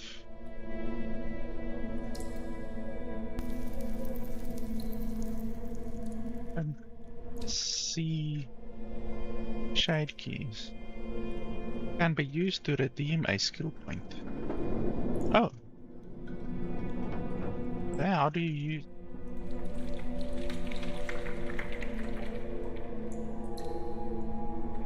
How do you...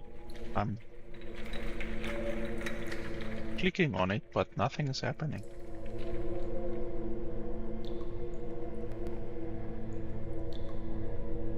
I don't see any shade keys that they're talking about.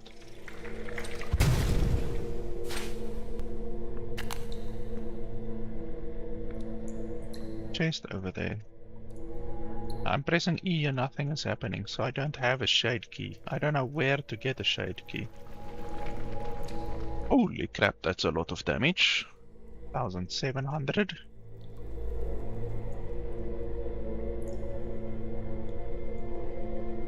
Just want to take a drink quickly, 1 second.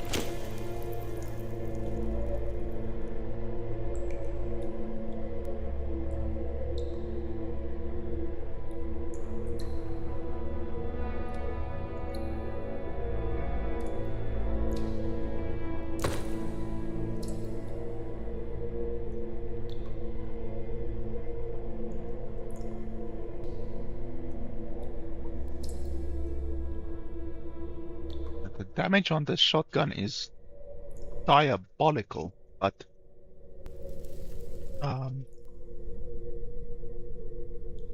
the range is really bad.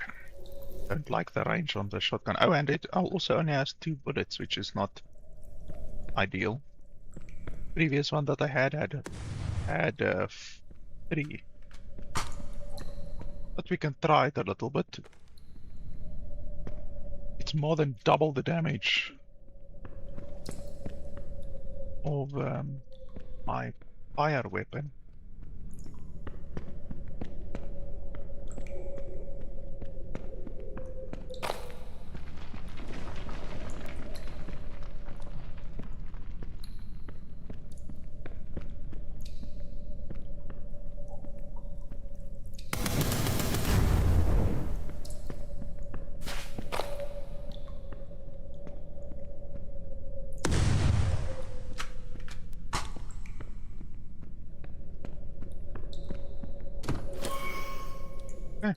Apparently that's that, I guess.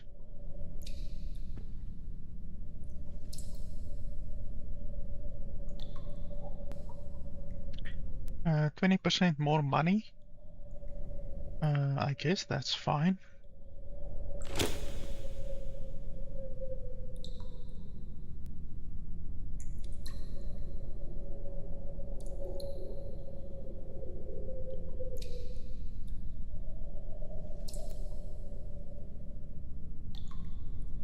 Okay, so this dungeon is done. We made it to level 5, so this dungeon had 5 levels.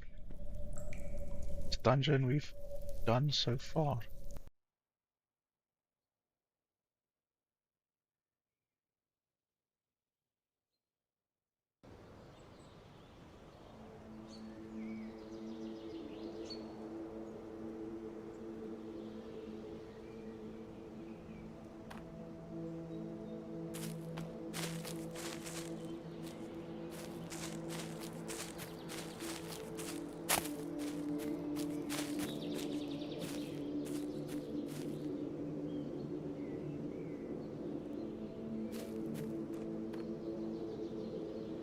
Oh, so you can send items to the stash over here. I actually want to fast travel this over here.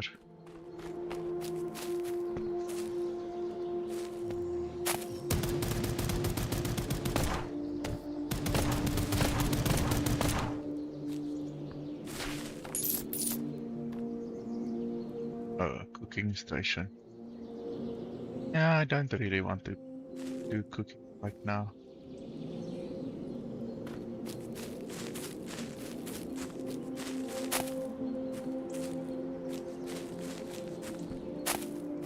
So it seems that when you go in and out of a dungeon, everything respawns. Like even the resources respawns. So all of the creatures respawn and then the resources as well. Almost like Dark Souls, but I don't think that was the intention of the developers. I don't know. But it's fine. I don't have an issue with it being like that.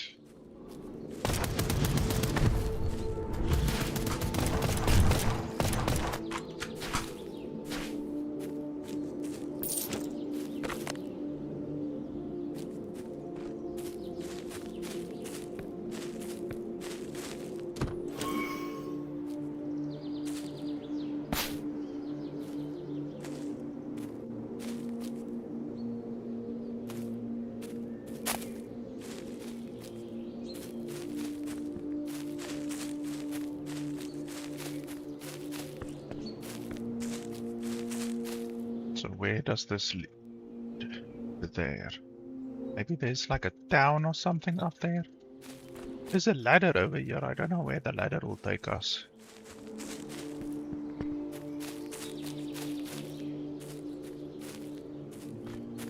Dungeon? Well of Souls. Let's have a look. It's probably a dungeon.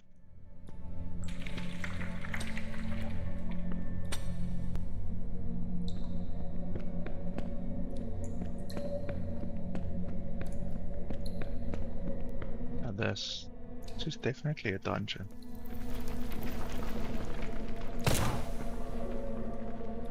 A fucking empty dungeon.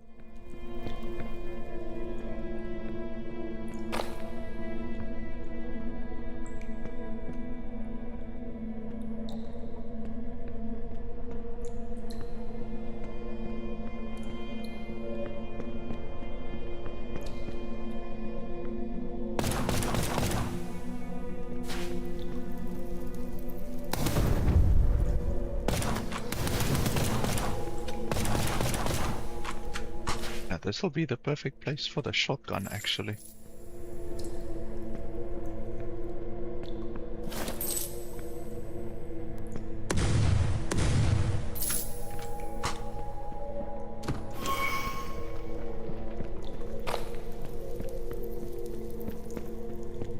I also want to see if our inventory is more than just this, because we are actually now full. Like our inventory is full technically. I want to see what happens if we pick something else up now.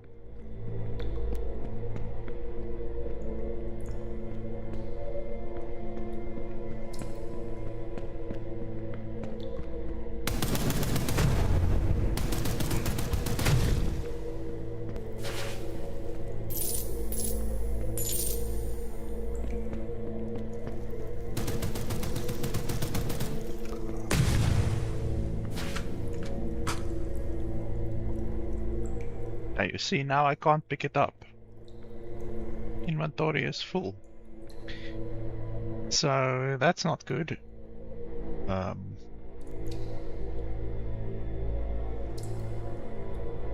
Inventory really is too small.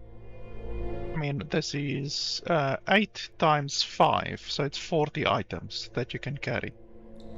And all of these items, basically, we picked up in the previous dungeon. So you can pick up a lot of items very quickly.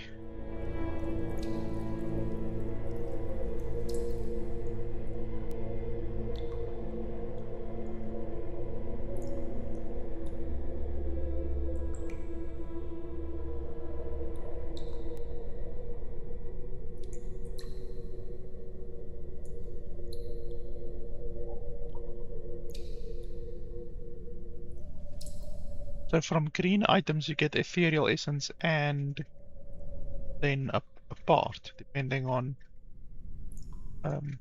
it's a weapon, you get a weapon part. Armor, you get the armor part. And then from blue items, okay, so from blue items you get 2 additional ethereal essences. From epic items you get 6 in total. Okay. That's actually, that would make me rather disenchant the epic items, because their price isn't so much more, honestly. I think you should disenchant the epic items and the blue items and then sell the other items for the most part.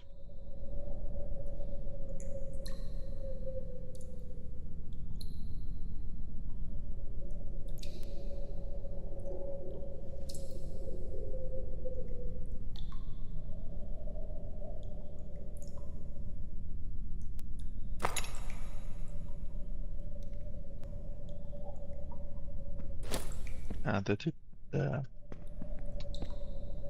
inventory is quite small.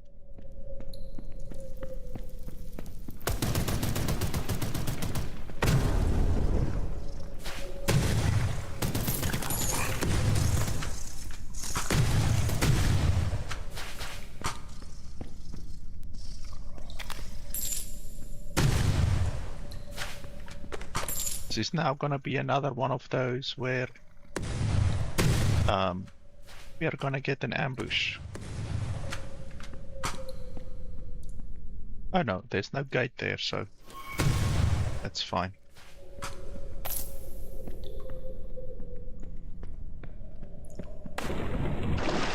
And the game actually has water and water physics.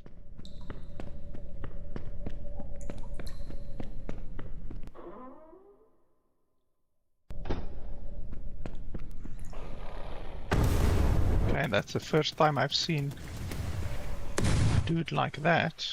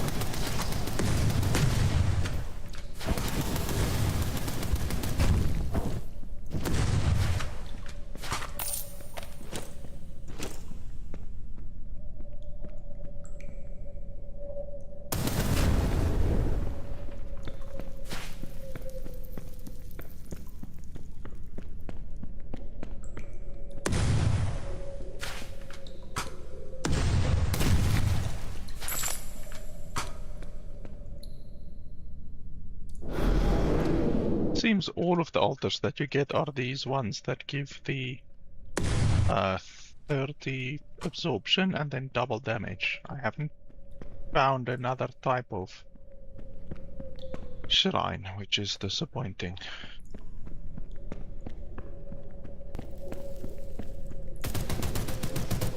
Like the developers could have added a magic find shrine and a gold find shrine.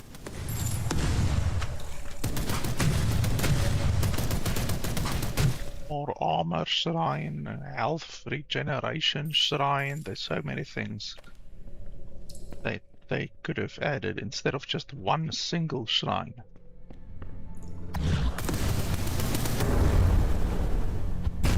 The spells are really not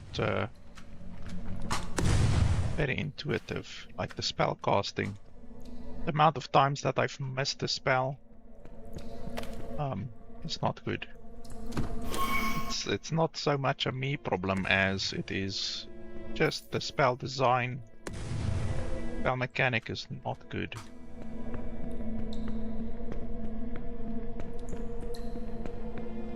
So yeah, honestly, I think I've played enough of the game. I think how long have we been going? 2.5 hours. Yeah, I think I've played enough of the game to make my conclusion and verdict on the game. Like I already said, the inventory is too small, really too small. The vendors have too little money, way too little money. You sell like 5 blue items to them and then they're out of money. Okay, this was a very quick dungeon. And no boss, it seems like. Can't see any boss. How do you teleport out? There.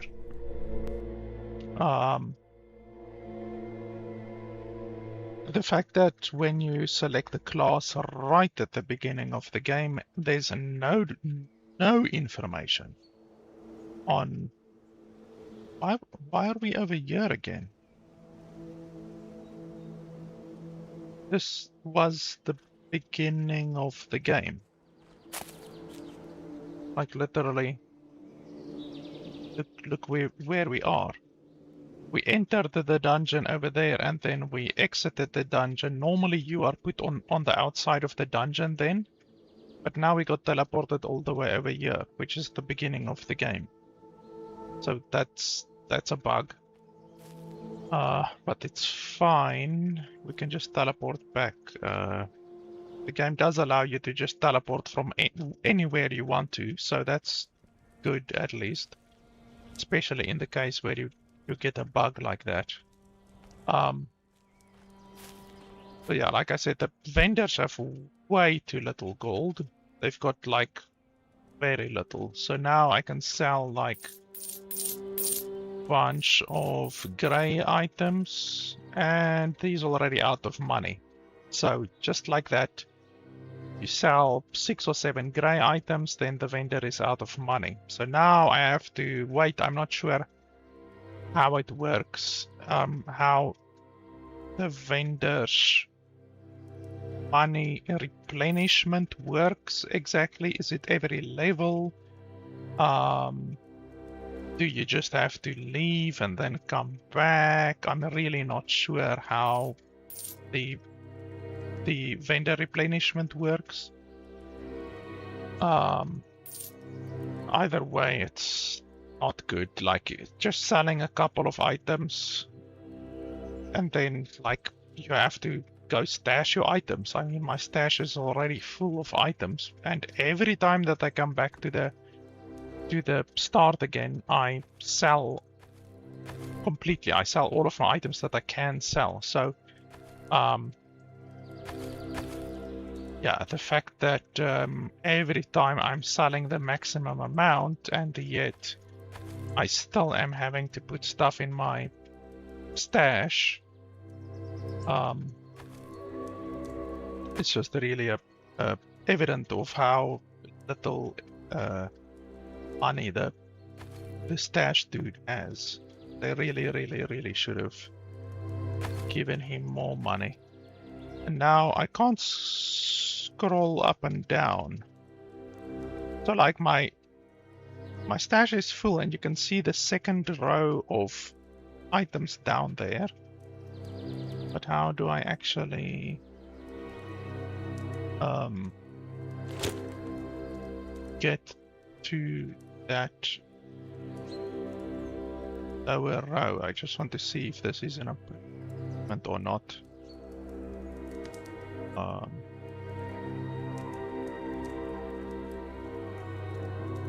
Not really. Not really. So if I open the stash now, I'm scrolling up and down. Like literally, I'm scrolling up and down, but it doesn't go, like there's no thing to scroll up and down. So like those items down there, you can see there. Superior belt. Superior armor. My items are now not accessible unless I pull out my items that I've put over here. Then I will be able to see those items there at the bottom, you know. So if I start pulling them out, you can see there is the edge of my items. But if I put all of the items in again, like I can't scroll up and down. So the stash allows more items than what you can actually view, which is another bug. We've seen about, what, 4 bugs in the game, which isn't a huge amount, but this is a big bug.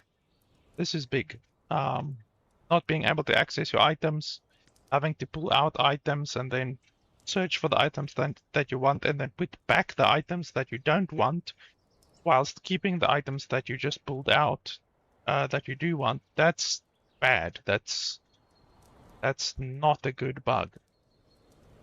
So yeah, that inventory is too small. Tutorial is not good. The tutorial didn't cover a lot of stuff. The skill system is abysmal. Like honestly, the passive skills are pathetic, and the active skills are not good. Like, but especially the passive skills. The passive skills are really bad. And I mean, this is all you get.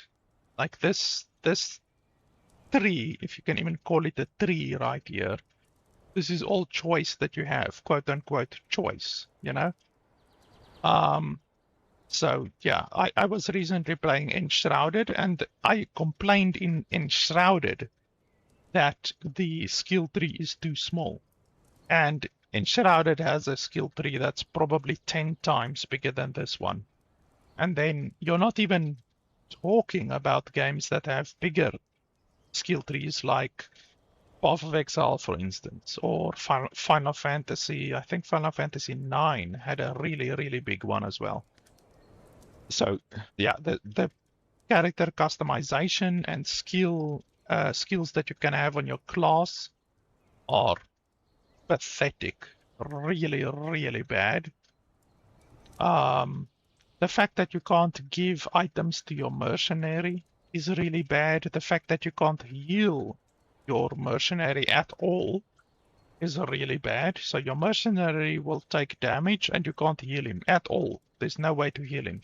He has to naturally regenerate his health at a very, very, very, very, very slow rate. Speaking of very slow regeneration, the regeneration skill over here recovers 1 health every 10 seconds. That's a passive. With my current amount of health, 973, that will take, let me calculate quickly, it's above 3 hours, I would say. So 973 times 10 divided by 60 seconds. Yeah, that's 162 minutes that it will take me to regenerate a full health bar. 162 minutes to regenerate. So a lot of the skills in the game are completely pathetically useless, in addition to the fact that it's just a very small, tiny skill tree. In addition to that, the range of guns are not stated on the guns. A shotgun cannot shoot as far. The bullets do not travel as far as with a pistol or a assault rifle, and yet the range of the bullets are not stated. The magazine size of the guns is not stated at all. A couple of the skills as well don't tell you what you need to know. I forgot which ones it was. There were a few that I complained about where the tooltips are just pathetic, like on this one. Recovers energy at the cost of your health. But it doesn't say you, it doesn't tell you how much health it costs.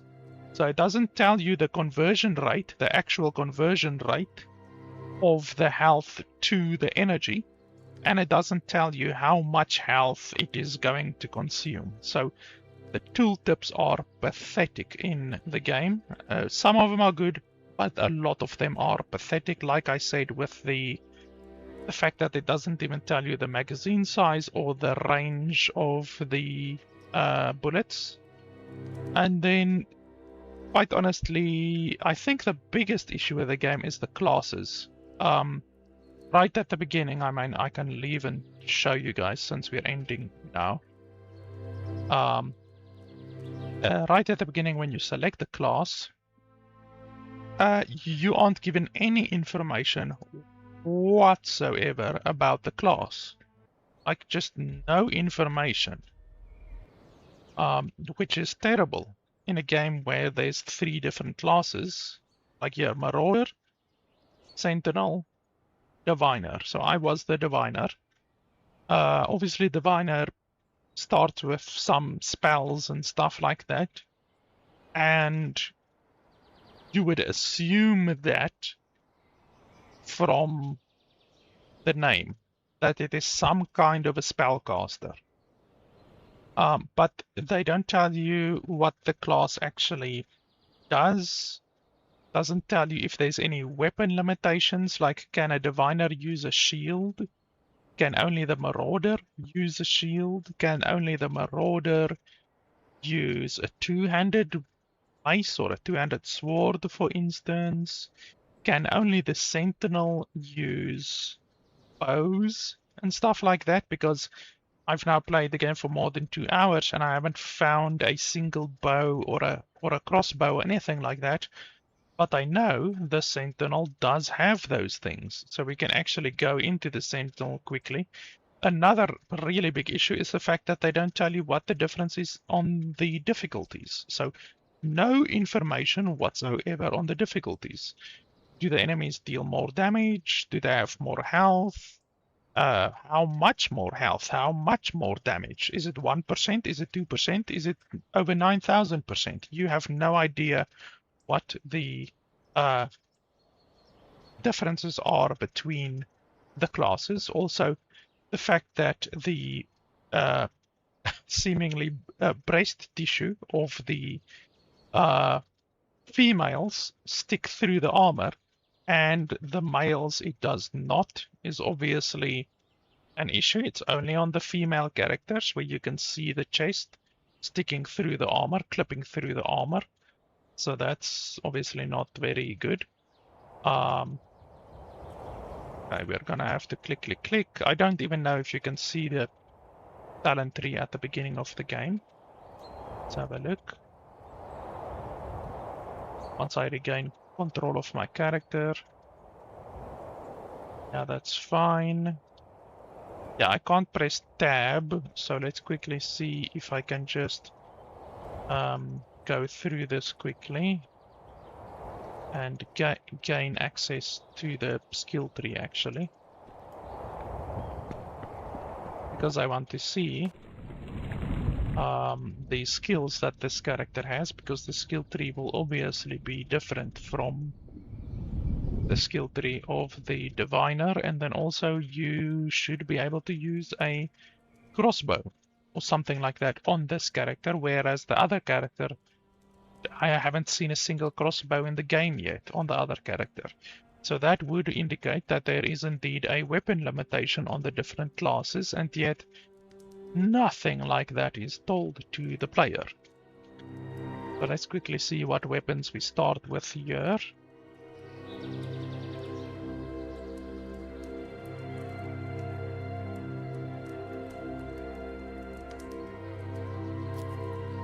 So yeah, you see there, common crossbow. So indeed there are differences between the classes, not only with the weapon limitations that they have, there's also skill differences. You can see here already, we can see different skills over here. So that's a big issue.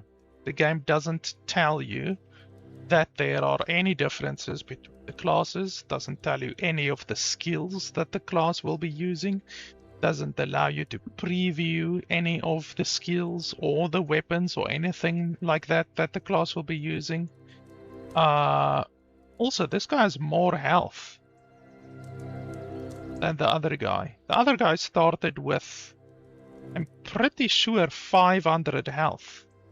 And yet here we are starting with 750 health. So there's also other differences in addition to the weapon differences, the skill differences. There's also differences in the health, and I'm assuming the armor and the energy and that kind of stuff. So once again, you aren't told any of this, which is just bad. It would take really, really little effort from the developers to just here at the beginning of the game, just put a little video that pops up or a little tooltip that pops up saying this guy uses a crossbow, this guy uses a staff, this guy uses a shield, this guy has more health than this guy has more energy than this guy.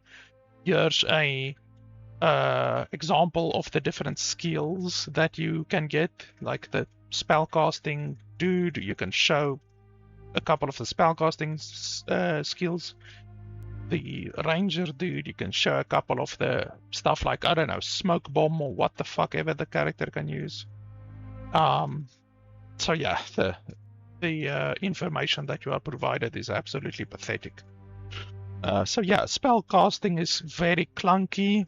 The game has durability. I don't like durability. There should be a way to disable that.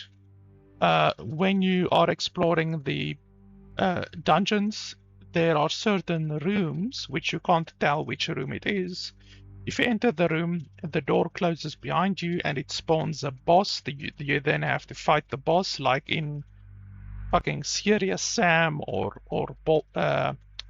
Borderlands, anything like that.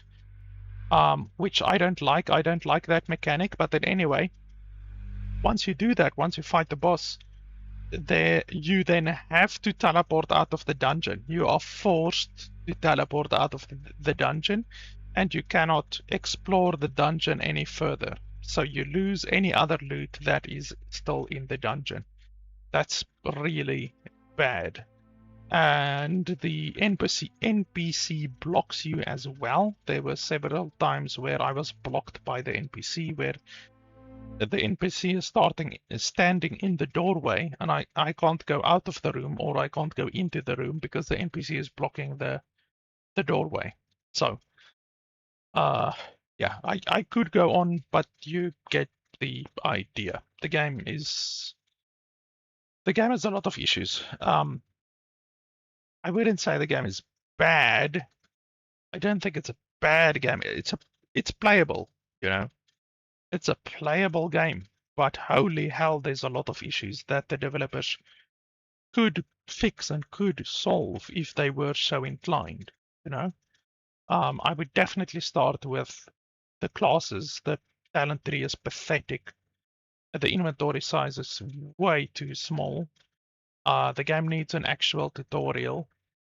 Um, the dungeon design should be much better, because right now the dungeon design, like I showed, there's the same shrine spawning in two rooms literally next to each other. And the shrines don't stack, and the shrines don't extend each other. So you take a shrine, it lasts 2 minutes, you go into the next room, and there's literally the exact same shrine that you just picked up again. So it's a waste. And it seems like there's only one shrine in the entire game. The one that gives you double damage, and then 30% damage reduction on damage taken. It seems like that's the only shrine in the entire game. So other shrines, like maybe a magic find shrine, a healing shrine, a gold, gold, extra gold type shrine, stuff like that, the developers could definitely add. But yeah, like I said, they have bigger issues than the lack of shrines, in my opinion. But yeah, honestly, for $20, you can get better games like this. How much is Witchfire? I quickly want to have a look, because as I was playing this game, I really thought about Witchfire.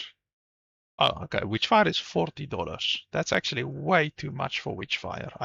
I did review Witchfire previously, like when it released in 2023, so almost 3 years ago.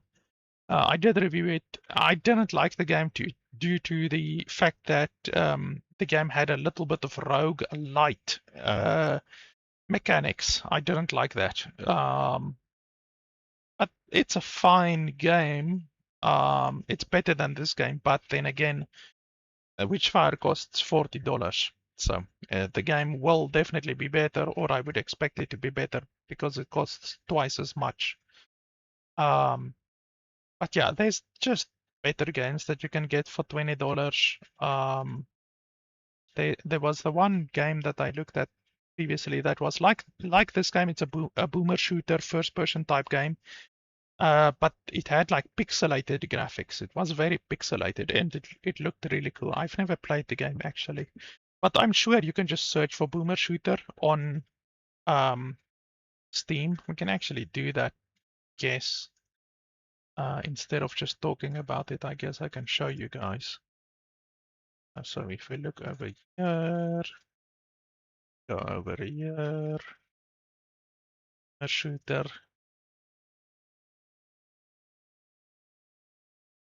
Trepang is terrible. I did do a review of Trepang. It's not good at all. Let's see. Ultra Kill, I did play. I didn't like Ultra Kill because it's, as far as I remember, rogue light. I didn't like that. Forgive me, Father. I have reviewed. I didn't like it. Doom, obviously, like I said, this game is a lot like Doom. Bolt Gun is good. It's more expensive than this game, but it's good. Not fantastic. Wow, is that all of the games you're gonna show me? Seriously? Do I need to click over here? Show more, please. Oh, this game was fantastic. I remember playing this game when I was still in high school. That's a very good game. It probably didn't age very well, but it was a very good game. Show me more, please. Like, they're showing games that I wouldn't really consider a boomer shooter. Like, obviously Duke Nukem, but like, the newer Duke Nukems are not good. The older ones are good, but they haven't aged well. And obviously, Duke Nukem isn't open world. I'm looking for that specific one that was pixel graphics. If I see it, I will tell you. I played Serious Sam Siberian Mayhem, it's not good.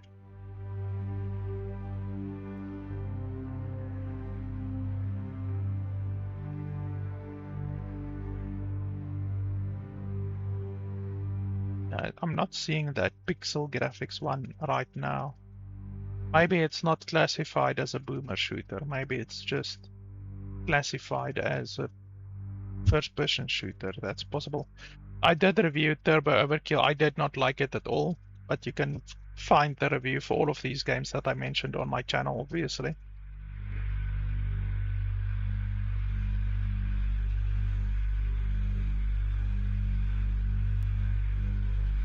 Was it Ziggurat? Why do I remember Ziggurat? I've never played I might have played Ziggurat 1, but I'm not sure if I don't think I've played Ziggurat 2. But it's very positive. You could maybe check that one out. Just check the reviews. I haven't reviewed it yet, but you can definitely check it out, obviously. But yeah, the point being, oh, Shadow Warrior 2 is bloody fantastic. This is Shadow Warrior 1, but Shadow Warrior 2 is amazing. Like, that's a boomer shooter that is just fantastic. That's a game that I would definitely recommend. If you're looking for a first-person shooter type game with RPG elements, because there is skill points and stuff like that in the game, and there's also good loot. You get different rarities of guns as well in Shadow Warrior 2, then definitely check out Shadow Warrior 2 if you've never played it. It's a bloody fantastic game. Don't even look at Shadow Warrior 3, because Shadow Warrior 3 is dog shit, but Shadow Warrior 2 is very good. I'm not seeing that pixel graphics game that I was talking about. It's probably not filed under the boomer shooter tag. But anyway, I've given you at least some alternatives to this game. I just don't think this game is good for... Oh, that's another one, actually. It's just not good for $20, honestly. There's some relatively easy things that the developers can do to make this game very good. Like I said, look at the classes. The classes need to be changed dramatically and expanded dramatically. And then the vendors need to be given more gold. Inventory needs to be improved. The music is just invisible. Like, honestly, the music is bad to the point where you don't even notice the music. So some good music could definitely be good, you know. So yeah. So yeah, guys, that is pretty much it. As always, if you want to support the channel, you can find all of my links in the description below. Any support that you give allows me and enables me to do more reviews for you guys in the future. Yeah, thanks to the developers for sending me a key for this game. I might check the game out in the future again, like if there's big changes that I see in the in the future, but right now it's just the game that I can't recommend. So yeah, guys, that is pretty much it. Thanks a lot for watching, and I'll see you guys next time.